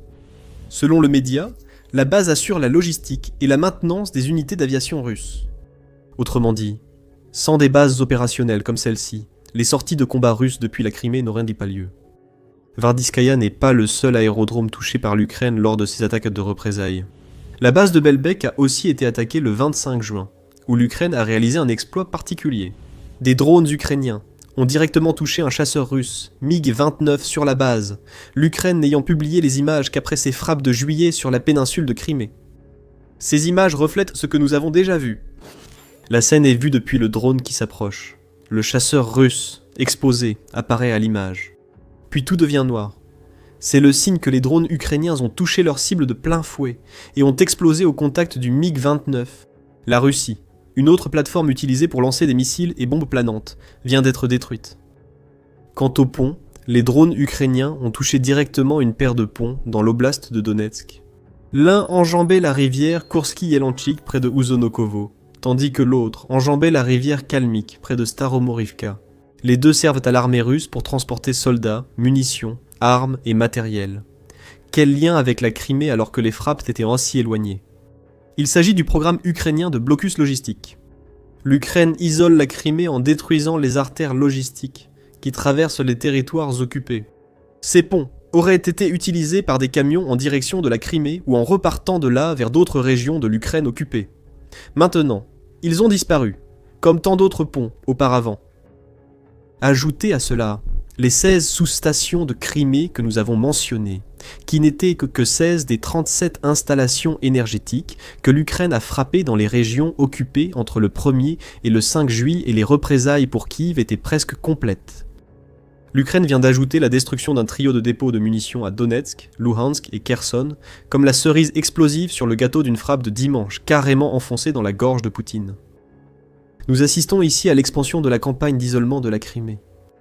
L'Ukraine vise toujours la péninsule, mais cible désormais les axes logistiques plus profonds, dans le sud et l'est occupés, compliquant davantage le ravitaillement des soldats de Poutine sur le front.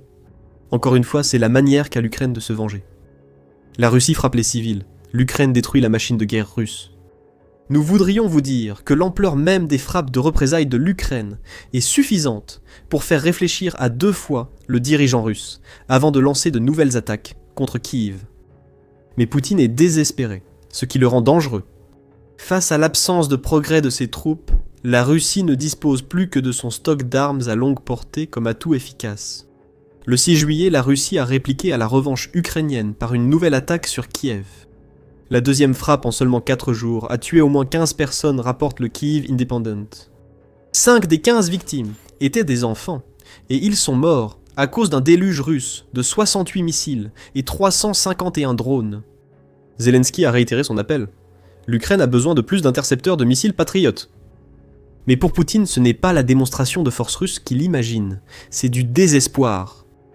Poutine sait que l'Ukraine ripostera, comme elle l'a déjà démontré par ses attaques de représailles fin juin et début juillet.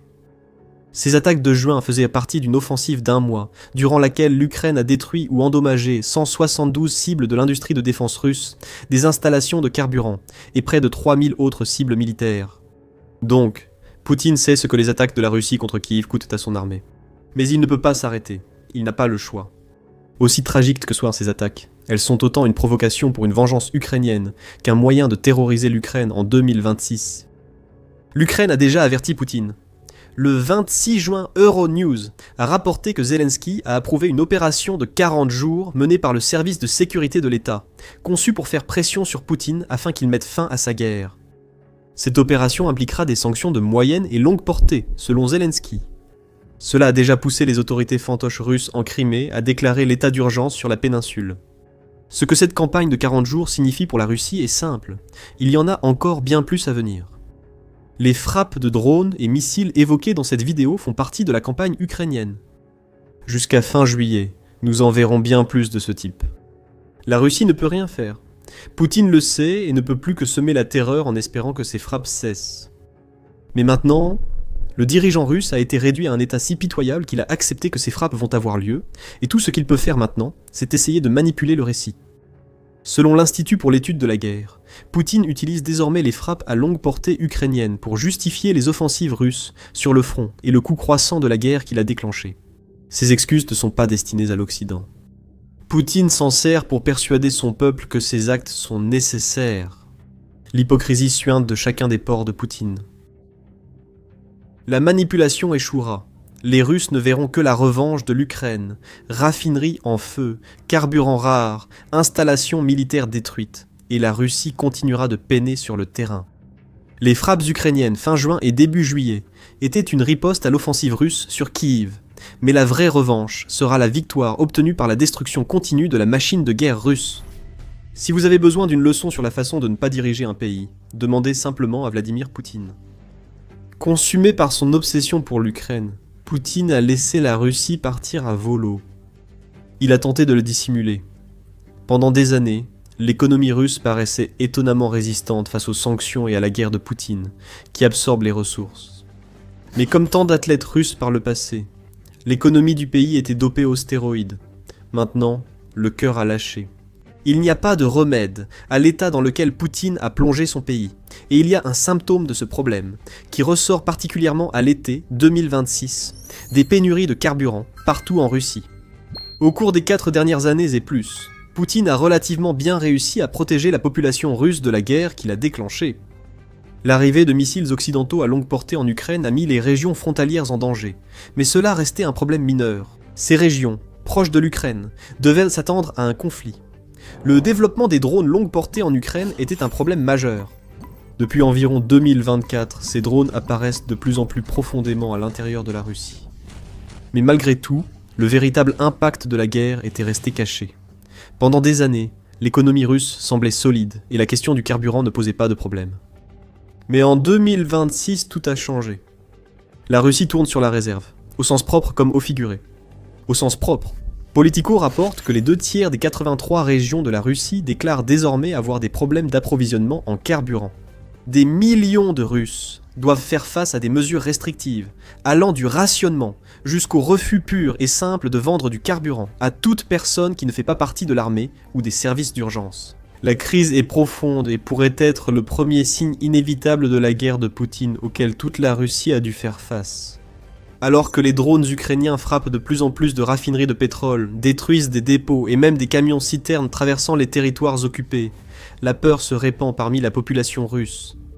Irina confie à Al Jazeera « Je suis très effrayé par l'incertitude et le fait de ne pas savoir où va la situation. » Un moscovite, Igor, a déclaré « Les choses pourraient devenir incontrôlables si la crise ferme les grandes industries. » Igor ignore à quel point il a raison.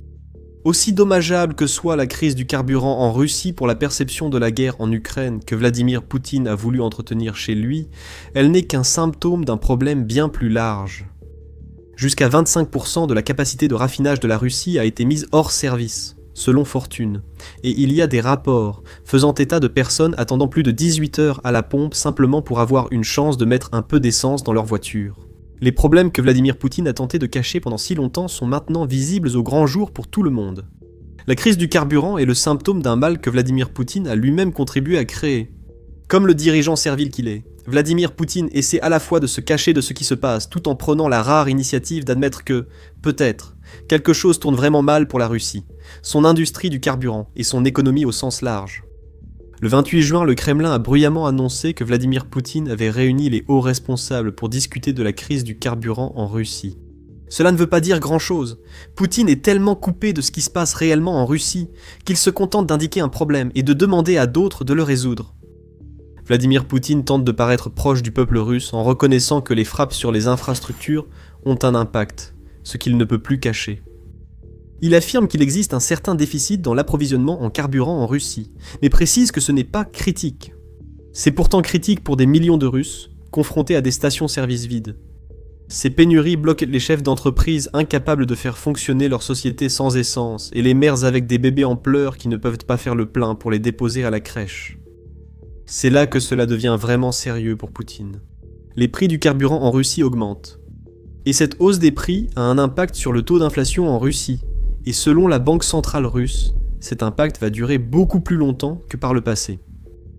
Politico note qu'un accord gouvernemental avec les grandes compagnies pétrolières pourrait contribuer à garder les prix officiels bas. Des preuves anecdotiques montrent une hausse des ventes de carburant non officiels à forte marge que les entreprises répercutent sur leurs clients. L'impact sera inévitable. Quand les entreprises perdent plus, ce sont les gens qui finissent par payer la note. Pour Poutine, ces nouvelles sont comme une crise cardiaque imminente, mais c'est surtout la parfaite description de l'économie russe, depuis le début de la guerre en Ukraine. La crise du carburant en Russie est sans doute ce que Poutine ne peut plus dissimuler à son peuple. Cependant, le chaos économique qui se révèle à la suite de cette crise est un problème bien plus important pour Poutine. Poutine a été révélé comme celui ayant injecté des stéroïdes dans l'économie russe pendant des années. Ce cœur est sur le point d'exploser. Revenons à 2023. À ce moment-là, la guerre en Ukraine faisait rage depuis environ un an, et le monde occidental avait collectivement mis en place une série de sanctions destinées à punir la Russie en paralysant son économie. Mais Poutine avait un plan. Tel un médecin injectant des stimulants, il a dopé l'économie russe, en la transformant en complexe industriel de guerre. Une tactique qui a surpris ceux qui pensaient que la nation s'effondrerait après l'invasion. Cela a fonctionné un temps. Le stéroïde de l'industrialisation militaire a circulé dans le cœur de l'économie russe, et cela a entraîné des gains que personne n'attendait. Selon la Banque mondiale, la croissance du produit intérieur brut ou PIB de la Russie a été de 4,1% en 2023. En 2024, la croissance du PIB était encore plus élevée, à 4,9%. Comme si un sprinter finissait le 100 mètres en 9 secondes, le monde entier s'est interrogé sur la façon dont cela avait pu arriver. Le PIB russe a chuté de 1,4% en 2022, l'année où Poutine a lancé la guerre. Comment se fait-il qu'il soit non seulement en hausse, mais en forte croissance 1 ou 2 ans après ? Poutine connaissait la réponse, même en dissimulant l'aiguille chargée de stéroïdes. La résilience économique observée en Russie était une imposture. Oui, le passage à un complexe militaro-industriel pourrait en expliquer une partie. Mais comme le souligne l'European Leadership Network, Poutine injectait beaucoup d'argent dans le système russe. Il indique que la période entre 2022 et 2024 a vu la Russie mettre en œuvre des mesures fiscales équivalentes à l'utilisation de 10% du PIB du pays. Tout cela pour soutenir le complexe militaro-industriel, assurer la croissance des salaires et maintenir un niveau élevé de prêts. C'était un écran de fumée, une illusion. Malgré tout, pendant quelques années, le cœur de l'économie russe semblait battre. Le président russe se plaisait à exhiber ses résultats à qui voulait l'entendre. Les chiffres de croissance de 2023 et 2024 étaient la réponse de Poutine à ceux qui pensaient que les sanctions occidentales et les efforts ukrainiens, même combinés, suffiraient à couler l'économie russe. Alors que le PIB montait en flèche, les salaires moyens augmentaient, et même le chômage baissait. La Russie semblait bien se porter. Mais Poutine avait commis une erreur critique. Les stéroïdes qu'il avait injectés dans l'économie russe n'ont jamais été arrêtés. C'était un soutien constant, année après année. Le cœur de l'économie russe commençait à souffrir, même si elle semblait plus forte que jamais à la fin de 2025. Battement, battement, battement, puis arrêt. La crise cardiaque est survenue, et la Russie ne pourra jamais se remettre tant que la guerre de Poutine fera rage. Mais avant d'approfondir ce sujet, voici l'émission militaire, et nous racontons ce qui se cache derrière les gros titres. Si ce que vous voyez vous plaît, n'oubliez pas de vous abonner, et de cliquer sur la cloche pour recevoir nos analyses approfondies sur les nombreux problèmes de la Russie dans la guerre en Ukraine. Lorsque 2025 est arrivé, Poutine pensait que la routine des dernières années continuerait de fonctionner. L'aiguille entre, injecte des fonds dans le complexe militaro-industriel, puis elle est retirée jusqu'à ce qu'il faille encore plus d'argent. Mais Poutine n'avait pas prévu que sa façon de répondre à un immense défi économique en misant sur l'industrie de défense ne pourrait pas durer éternellement. L'argent finirait par manquer, tout comme la main-d'œuvre, et le PIB de la Russie s'effondrerait. C'est exactement ce que nous avons constaté en 2025. Selon la Banque mondiale, la croissance économique russe n'était plus que de 1%. La croissance continue, mais son rythme chute fortement par rapport aux 2 années précédentes. 2026 sera encore pire.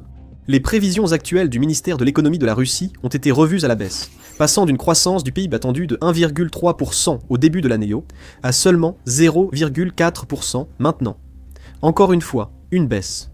Si cette tendance se poursuit, La Russie se retrouvera en récession en 2027. Après avoir stagné, l'économie russe s'est arrêtée. Voilà ce qui se passe quand on gonfle artificiellement son économie. La Russie en paye le prix. Actuellement, cette économie est dans un purgatoire, entre stagnation et la militarisation imposée par Vladimir Poutine à la Russie après l'invasion de l'Ukraine. Vous vous souvenez de ces chiffres de faible chômage dont nous avons parlé ? Ils sont plutôt le signe d'un manque total de main-d'œuvre en Russie, plutôt que d'une économie saine qui fonctionne normalement. Le Fonds national de prévoyance russe a perdu plusieurs milliards de dollars pour financer la guerre de Vladimir Poutine, et 80% du budget de la défense, ainsi qu'une grande partie des dépenses fédérales, sont classifiés. Il est donc difficile de savoir où va l'argent. La grande erreur de Vladimir Poutine a été de bâtir une économie dominée par le complexe militaro-industriel, pensant que l'Ukraine tomberait vite et rapporterait des milliards en richesses minières, redressant ainsi la situation après la guerre. L'Ukraine n'est pas tombée, et le navire russe prend l'eau de toutes parts. Plus tôt, nous avons parlé du fait que la crise du carburant en Russie reflète des problèmes économiques plus larges du pays. Qu'est-ce qu'on veut dire par là ? Eh bien, tout se résume à l'inflation.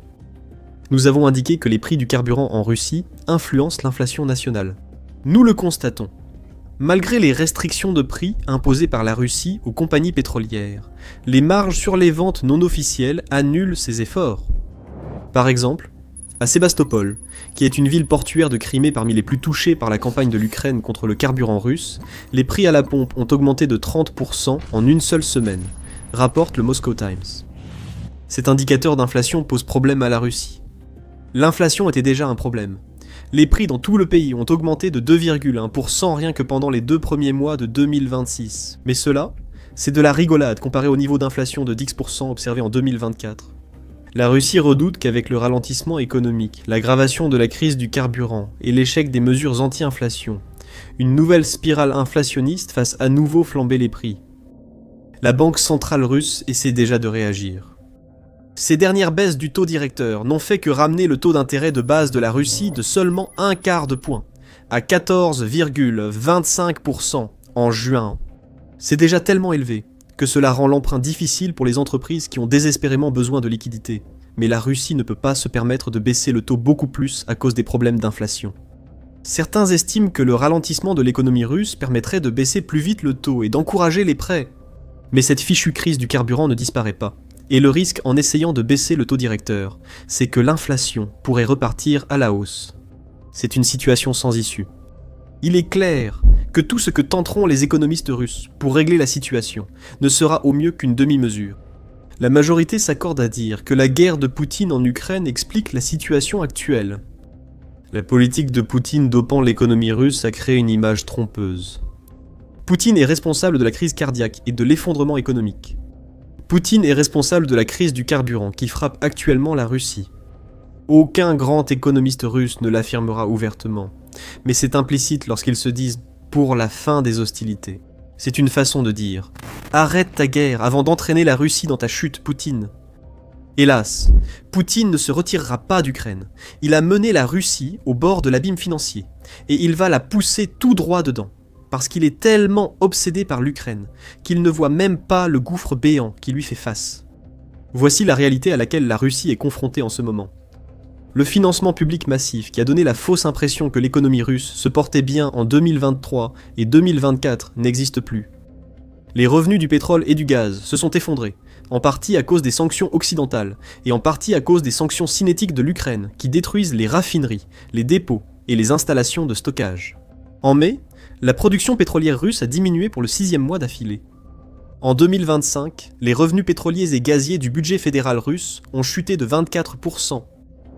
Sans l'opération Fureur épique et la fermeture du détroit d'Ormuz, nous aurions connu la même chose en 2026, ces événements ayant offert un répit temporaire à la Russie. Cependant, les prix du pétrole se normalisent et pourraient retomber à $60 le baril d'ici la fin de l'année, rapporte oilprice.com. Ainsi, la manne qui a aidé la Russie pendant un certain temps est déjà en train de disparaître. Les secteurs manufacturiers liés à la défense, fortement financés par la Russie, rencontrent des difficultés, une impasse de production étant atteinte faute de capacités restantes. Le tarissement de la main-d'œuvre civile russe est un autre problème. Cette main-d'œuvre est soit allée dans le secteur de la défense, soit en Ukraine pour y mourir, ce qui signifie que les entreprises en dehors du complexe militaro-industriel manquent de personnes talentueuses à un moment où elles luttent encore contre des taux d'intérêt extrêmement élevés. Aucune reprise n'est attendue d'aucun secteur russe non directement impliqué dans la guerre, et ceux qui le sont ont déjà atteint leur maximum. Et pendant ce temps, l'argent public qui servait de dopant à l'économie russe continue de s'assécher.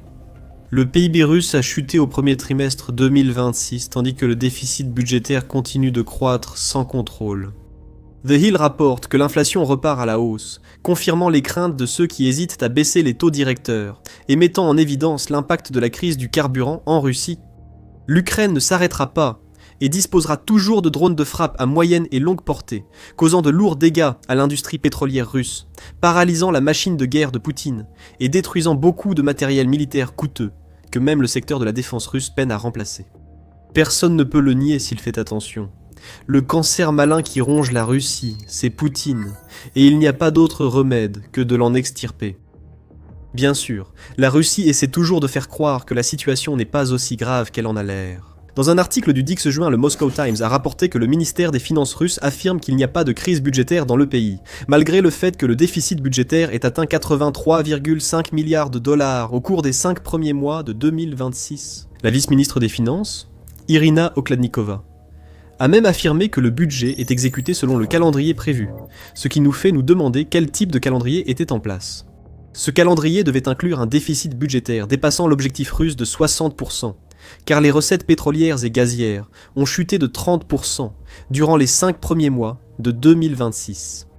Il est illogique de dire que tout va bien alors que la Russie brûle. Après tout, c'est une approche typiquement poutinienne. Reporter le problème et espérer que le peuple russe supporte encore plus de difficultés pour sa guerre. Le peuple russe n'y croit plus. De toute façon, la Russie n'a pas grand-chose à vendre à la base. Dans un article du 30 juin, Fortune a rapporté un sondage Gallup qui révélait que 60% des Russes sont pessimistes quant à leurs perspectives économiques futures. Les conditions sont déjà mauvaises, et elles ne vont faire qu'empirer. Ce chiffre est également en hausse de 21%, par rapport aux 39%, qui exprimaient un pessimisme similaire en 2025. Un point de rupture a été atteint. Les Russes voient que les promesses non tenues de Poutine et ses échecs économiques compliquent leur vie. Il y a une différence entre prendre conscience de la situation et se rebeller contre un dirigeant défaillant, mais c'est un début. Et l'Ukraine espère que cela mène quelque part. Après tout, Poutine est trop obsédé pour s'arrêter.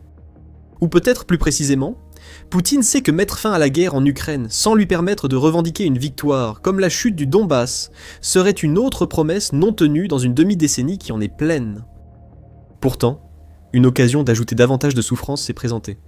Des sanctions supplémentaires, notamment contre les navires de la flotte fantôme russe et les pays qui achètent à ces navires et servent d'intermédiaires pour acheminer vers la Russie des marchandises sous sanctions, pourraient porter un coup fatal à l'économie russe.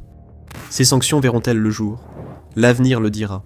Mais même sans ces sanctions, il n'existe aucun remède à la double peine de la politique économique inepte de Poutine et à la destruction par l'Ukraine de la base fragile de l'économie russe.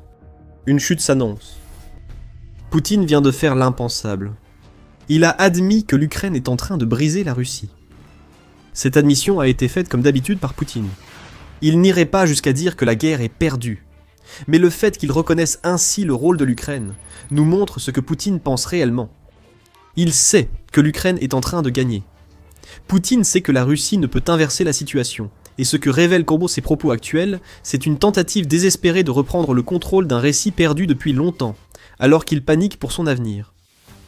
Alors que l'Ukraine accentue ses attaques à longue portée, Poutine a dû admettre ce que personne n'aurait imaginé entendre de lui. La Russie connaît une crise du carburant à cause des frappes ukrainiennes. Poutine n'a pas osé l'avouer clairement, utilisant plutôt son aveu pour mobiliser les Russes et leur demander de souffrir encore pour sa guerre. Nous adaptons certains plans à la situation actuelle, mais tous les programmes de développement nationaux importants seront pleinement mis en œuvre. Poutine a déclaré le 28 juin, en essayant de convaincre la population russe que le manque d'essence dans les stations-service n'empêcherait pas la Russie de construire des maisons, de créer des routes et d'offrir emploi et soutien à la population. Même en tentant d'adoucir le message, Poutine a dû reconnaître que sa guerre a causé de la souffrance à son peuple. Nous traversons une période difficile, mais cela nous a beaucoup appris, et nous a permis de saisir l'essence même de ce que signifie être citoyen russe, a déclaré Poutine. Que signifie être citoyen russe, Poutine ? Actuellement, cela signifie vivre dans un pays où vous avez ruiné l'économie et fait de chaque élément de l'infrastructure pétrolière vitale pour la Russie une cible des frappes ukrainiennes. C'est une déclaration triste de la part d'un homme qui sait que son invasion a échoué, et que son peuple devient de plus en plus en colère, parce que la guerre qu'il avait affirmé finir en quelques jours dure maintenant depuis si longtemps qu'elle leur nuit directement. Le plus fou, c'est que ce n'est que le dernier aveu de Poutine. 16 jours plus tôt, Poutine et le ministre russe de la Défense, Andrei Belousov, ont rencontré des soldats russes pour discuter de l'état de la guerre. Nous avons aussi vu lors de cette réunion quelque chose de semblable aux récents propos de Poutine. Le dirigeant russe a souligné de nouvelles mesures sociales du Kremlin, tout en admettant que les frappes de drones ukrainiens ne peuvent être ignorées. Elles sont une tentative de semer la discorde, a affirmé Poutine. Le dirigeant russe a également déclaré que les avancées sur le terrain ne progressent pas aussi rapidement que la Russie le souhaiterait, ce qui constitue une nouvelle confession de l'échec de la stratégie russe. Poutine n'arrive pas à trouver les réponses nécessaires pour empêcher une victoire ukrainienne. Poutine a sans doute reconnu certains revers subis par les forces russes, pour paraître plus conscient des réalités du champ de bataille aux yeux des militaires ayant vécu ces échecs, a estimé l'Institut pour l'étude de la guerre, ISW. Et l'ISW a raison. Poutine tente encore de contrôler le récit de sa guerre, cherchant à se rapprocher du peuple russe, tout en donnant l'impression d'être plus conscient des horreurs infligées à l'armée du pays qu'il ne l'est vraiment. C'est le désespoir de Poutine saute aux yeux. Sans être un aveu de défaite explicite, mais ses propos diffèrent du comportement habituel de Poutine. En avril, Poutine a reconnu un autre problème pour la Russie, mais avec un ton très différent. Cette fois, c'est l'économie russe et ses nombreuses défaillances que Poutine a été forcé d'affronter, et il a effectivement souligné qu'il y avait eu des baisses dans l'activité commerciale et les investissements en Russie. Mais il n'a jamais suggéré que ses propres échecs en étaient la cause. Il n'a pas non plus tenté de distraire son auditoire en parlant de programmes sociaux que la Russie échouera inévitablement à mettre en place. Au lieu de cela, Poutine a formulé des exigences tout en rejetant la faute sur les autres. Le président russe a demandé à ses principaux experts financiers de résoudre les problèmes économiques du pays, tout en ignorant qu'il en est la cause principale. C'est l'attitude habituelle de Poutine. S'il reconnaît un échec, ce n'est jamais de sa faute, et c'est toujours à quelqu'un d'autre de résoudre le problème. Mais cet aveu récent est différent. Il reconnaît les problèmes, mais au lieu de rejeter la faute et de faire comme s'il n'y était pour rien, Poutine essaie de convaincre directement son peuple qu'il travaille sur des solutions. Ou, comme il leur dit, survivre à tout cela prouvera qu'ils sont de vrais Russes. C'est une manipulation grossière, bien plus révélatrice que ce que Poutine veut montrer. Il dit à son peuple que la Russie perd la guerre. Et en réalité, il ne fait que dire ce que ces gens savent déjà. Ce que nous voyons à travers tout cela, c'est que Poutine panique. Même son aveu prudent est plus franc que d'habitude, et tout cela arrive à un moment où même un homme qui aime faire l'autruche peut voir que l'ambiance en Russie se retourne contre lui. Ne vous y trompez pas, Poutine continuera ses grandes déclarations. Le jour même où il a reconnu que les drones ukrainiens causent de graves pénuries de carburant, Poutine a affirmé que la Russie continuerait sa campagne sur le front. Rien ne montre que Poutine va arrêter sa guerre. Sa confession va bien plus loin que cela, et elle montre que Poutine reconnaît enfin que le pouvoir lui échappe. Approfondissons un peu plus. La reconnaissance par Poutine des drones ukrainiens et des problèmes de carburant qu'ils ont causés ne vient pas de nulle part. Il y a une semaine, l'Ukraine a frappé la principale raffinerie de Moscou, générant d'épais nuages noirs dans le ciel. Selon Pravda, cette raffinerie fournit environ 40% des besoins en essence de Moscou, ainsi que 50% de son diesel, et elle a été attaquée, 2 fois en juin. Elle ne sera pas remise en service de sitôt. Il faudra au moins 6 mois pour la réparer, a déclaré une source anonyme à Pravda, et Poutine ne peut tout simplement pas le cacher. Les pénuries à la pompe qui en résulteront, ainsi que les preuves visuelles des explosions et le ciel noirci après les explosions, sont autant de preuves que les moscovites peuvent voir de leurs propres yeux. Ne pas les reconnaître aurait envoyé un message clair à Moscou. Poutine est si déconnecté des conséquences de sa guerre qu'il ignore même ce qui se passe dans la ville la plus importante de Russie. Poutine ne pouvait pas laisser cette perception se répandre, car il a encore bien d'autres problèmes pour convaincre le peuple, qu'il dirige effectivement depuis 2000, qu'il est toujours l'homme de la situation. Avant la petite confession de Poutine, il avait subi un revers infligé par son propre peuple. Sa popularité avait atteint son niveau le plus bas depuis le début de la guerre, en raison des frappes ukrainiennes affectant la vie des Russes. Dans un rapport du 27 juin, la Nouvelle Voix d'Ukraine a révélé que la Fondation russe d'opinion publique, ou FOM, proche du Kremlin, avait publié des données de sondage recueillies entre le 19 et le 21 juin. Ces données ont révélé que le nombre de personnes qui faisaient plutôt confiance à Poutine avait chuté de 5 points de pourcentage, passant de 74% à 69%.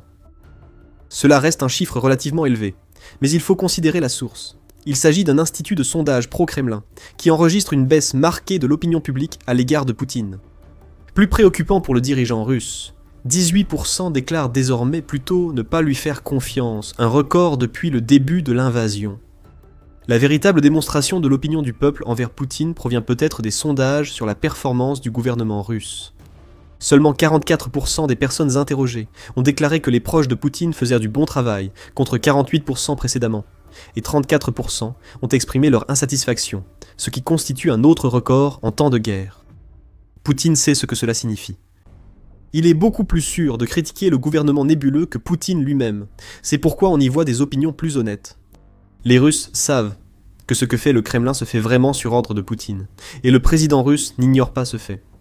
Ces taux d'approbation montrent que de plus en plus de Russes osent le critiquer nommément, tandis que les chiffres concernant le gouvernement révèlent leurs véritables sentiments lorsqu'ils peuvent exprimer leur mécontentement sans risque. Gardez à l'esprit que le Kremlin censure généralement les données des sondages, comme il l'a fait pour les résultats recueillis par le Centre russe de recherche sur l'opinion publique, lorsque ceux-ci ont commencé à montrer une baisse marquée du soutien à Poutine, ce qui a coïncidé avec le chiffre de soutien interne à Poutine tombant en dessous de 30%, rapporte la Nouvelle Voix de l'Ukraine. Ce que nous voyons ici, c'est la véritable raison pour laquelle Poutine se montre beaucoup plus ouvert qu'il ne l'a jamais été au sujet des problèmes que l'Ukraine cause à la Russie. Mais cela va plus loin. Cette franchise fait aussi suite à l'échec du contrôle du récit et à un revirement complet de l'opinion en Russie, que même quelqu'un d'aussi volontairement ignorant que Poutine ne peut ignorer.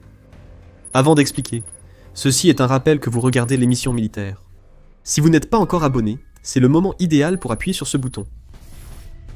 Au-delà des résultats des sondages et des preuves qui sont sous les yeux du peuple russe, Poutine doit faire face à d'autres problèmes. Ces tentatives de tout cacher ne fonctionnent pas. Pendant une grande partie de 2026, le Kremlin a restreint l'accès à Internet, notamment en imposant des restrictions sur l'utilisation de WhatsApp et de Telegram. Des coupures fréquentes des services Internet mobiles ont aussi eu lieu, souvent lors des attaques de drones ukrainiens. Le Kremlin affirme vouloir éviter les interférences avec la défense aérienne, mais il est plus probable que ces restrictions visent à empêcher le partage d'images des attaques ukrainiennes réussies. Peu importe la raison des restrictions Internet, cela ne fonctionne pas. Des vidéos circulent toujours. D'après la fondation Jamestown, les mesures anti-internet de Vladimir Poutine contribuent à sa faible popularité. Cela touche tout le monde, du russe moyen, qui essaie d'accéder à sa banque en ligne aux soldats sur le front, qui ne peut plus utiliser Telegram pour communiquer avec ses camarades. L'échec de cette tentative de contrôler le récit s'accompagne également d'un exode des enfants des responsables russes hors de Moscou. La Nouvelle Voix de l'Ukraine affirme que de nombreux employés du système de Poutine pensent qu'il n'a pas d'avenir à cause de la situation en Ukraine. Selon une source anonyme, lui et ses collègues n'ont aucun avenir si le régime de Poutine tombe, d'où l'envoi de son enfant étudier à l'étranger. Mieux vaut quitter un pays mourant que d'y rester pour le chaos après la chute de Poutine. L'ambiance change en Russie, et même Poutine ne peut plus l'ignorer. D'anciens loyalistes critiquent les politiques de plus en plus dures du Kremlin. Toute apparence de patriotisme ou d'optimisme concernant l'avenir de la Russie a complètement disparu du pays. Les restrictions et la répression s'intensifient. Alors qu'une récession inévitable frappe durement des gens qui ont déjà été forcés de tant sacrifier, souvent au prix du sang de leurs proches, tout cela pour soutenir la guerre de Poutine. Ceux qui avaient accepté la guerre en Ukraine, après l'échec de la soi-disant opération militaire spéciale, sombrent aujourd'hui dans la morosité qui touche une grande partie de la Russie. Poutine est obligé d'accepter le fait qu'il ne contrôle plus le récit. Tout le monde, de son peuple à certaines de ses sources pro-Kremlin et à des responsables officiels se retourne contre lui. L'Ukraine, bien sûr, a joué un rôle énorme dans tout cela. Un régime qui a passé des années à justifier la guerre et à essayer de convaincre son peuple qu'il ne ressentirait jamais les effets néfastes du conflit a été pris au dépourvu, et Poutine est le plus exposé de tous. Bien plus d'1 million de victimes, des drones dans le ciel, des incendies dans les raffineries et des pénuries à la pompe sont autant de preuves que le récit de la puissante Russie face à la petite Ukraine est faux. Le peuple russe commence à s'en rendre compte, même Poutine le voit. Son aveu portait essentiellement sur cela. Lorsque Poutine parle ouvertement des pénuries de carburant, des attaques de drones et des échecs sur les lignes de front, il fait une ultime tentative désespérée de reprendre le contrôle du récit. Poutine veut paraître proche du peuple. Il veut que les Russes ordinaires croient qu'ils voient leurs problèmes, et plus important encore, qu'ils s'en soucient. C'est pourquoi on entend parler de routes en construction et de programmes sociaux mis en place, mêlés aux aveux de Poutine sur l'Ukraine. Il essaie de renverser le cours de l'opinion publique, qui se retourne contre lui, tout comme le cours de la guerre qu'il a déclenchée. Et le fait que Poutine, le soi-disant homme fort de la Russie, qui ne montre jamais de faiblesse à personne, en soit réduit à ce point, est un aveu bien plus grand que tous les mots qui sortent de sa bouche. Le dirigeant russe sait que la guerre est perdue, et enfin, il y a un peu de vérité qui sort de sa bouche. Regardons ces problèmes de carburant évoqués par Poutine. Ils ne vont pas disparaître rapidement, et il sait que le public russe commence aussi à se fâcher contre lui.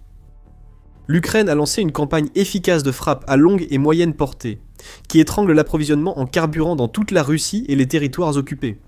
Dans un rapport du 24 juin, Radio Free Europe, Radio Liberty a révélé qu'au moins 17 régions russes ont imposé des restrictions obligatoires sur la vente d'essence et de diesel, et beaucoup d'autres ont signalé des pénuries. Au total, 55 des 83 entités fédérales de la Russie, qui comprennent des oblasts, des républiques et divers autres types de régions, signalent des problèmes liés au carburant. L'Ukraine aggrave la situation. Le jour où Vladimir Poutine a reconnu les problèmes de carburant, Al Jazeera a rapporté que l'Ukraine avait frappé les raffineries de Sloviansk et Yaroslavl, situées à 300 et 700 km de l'Ukraine. D'immenses incendies se sont déclarés, un spectacle devenu courant pour les Russes ces derniers temps. Ces incendies vont aggraver les problèmes de carburant de la Russie, mais une région souffre particulièrement, la Crimée. Le plus grand symbole du prétendu pouvoir de la Russie sur l'Ukraine s'effondre sous une brillante campagne d'isolement qui coupe la péninsule de la Russie continentale et des territoires occupés. Alors que d'autres régions russes signalent des pénuries, ce territoire annexé illégalement est pratiquement à court de carburant, à l'exception de l'armée russe et des services d'urgence. La plupart des civils n'ont pratiquement aucune chance de trouver du carburant s'ils vont à la pompe en espérant faire le plein.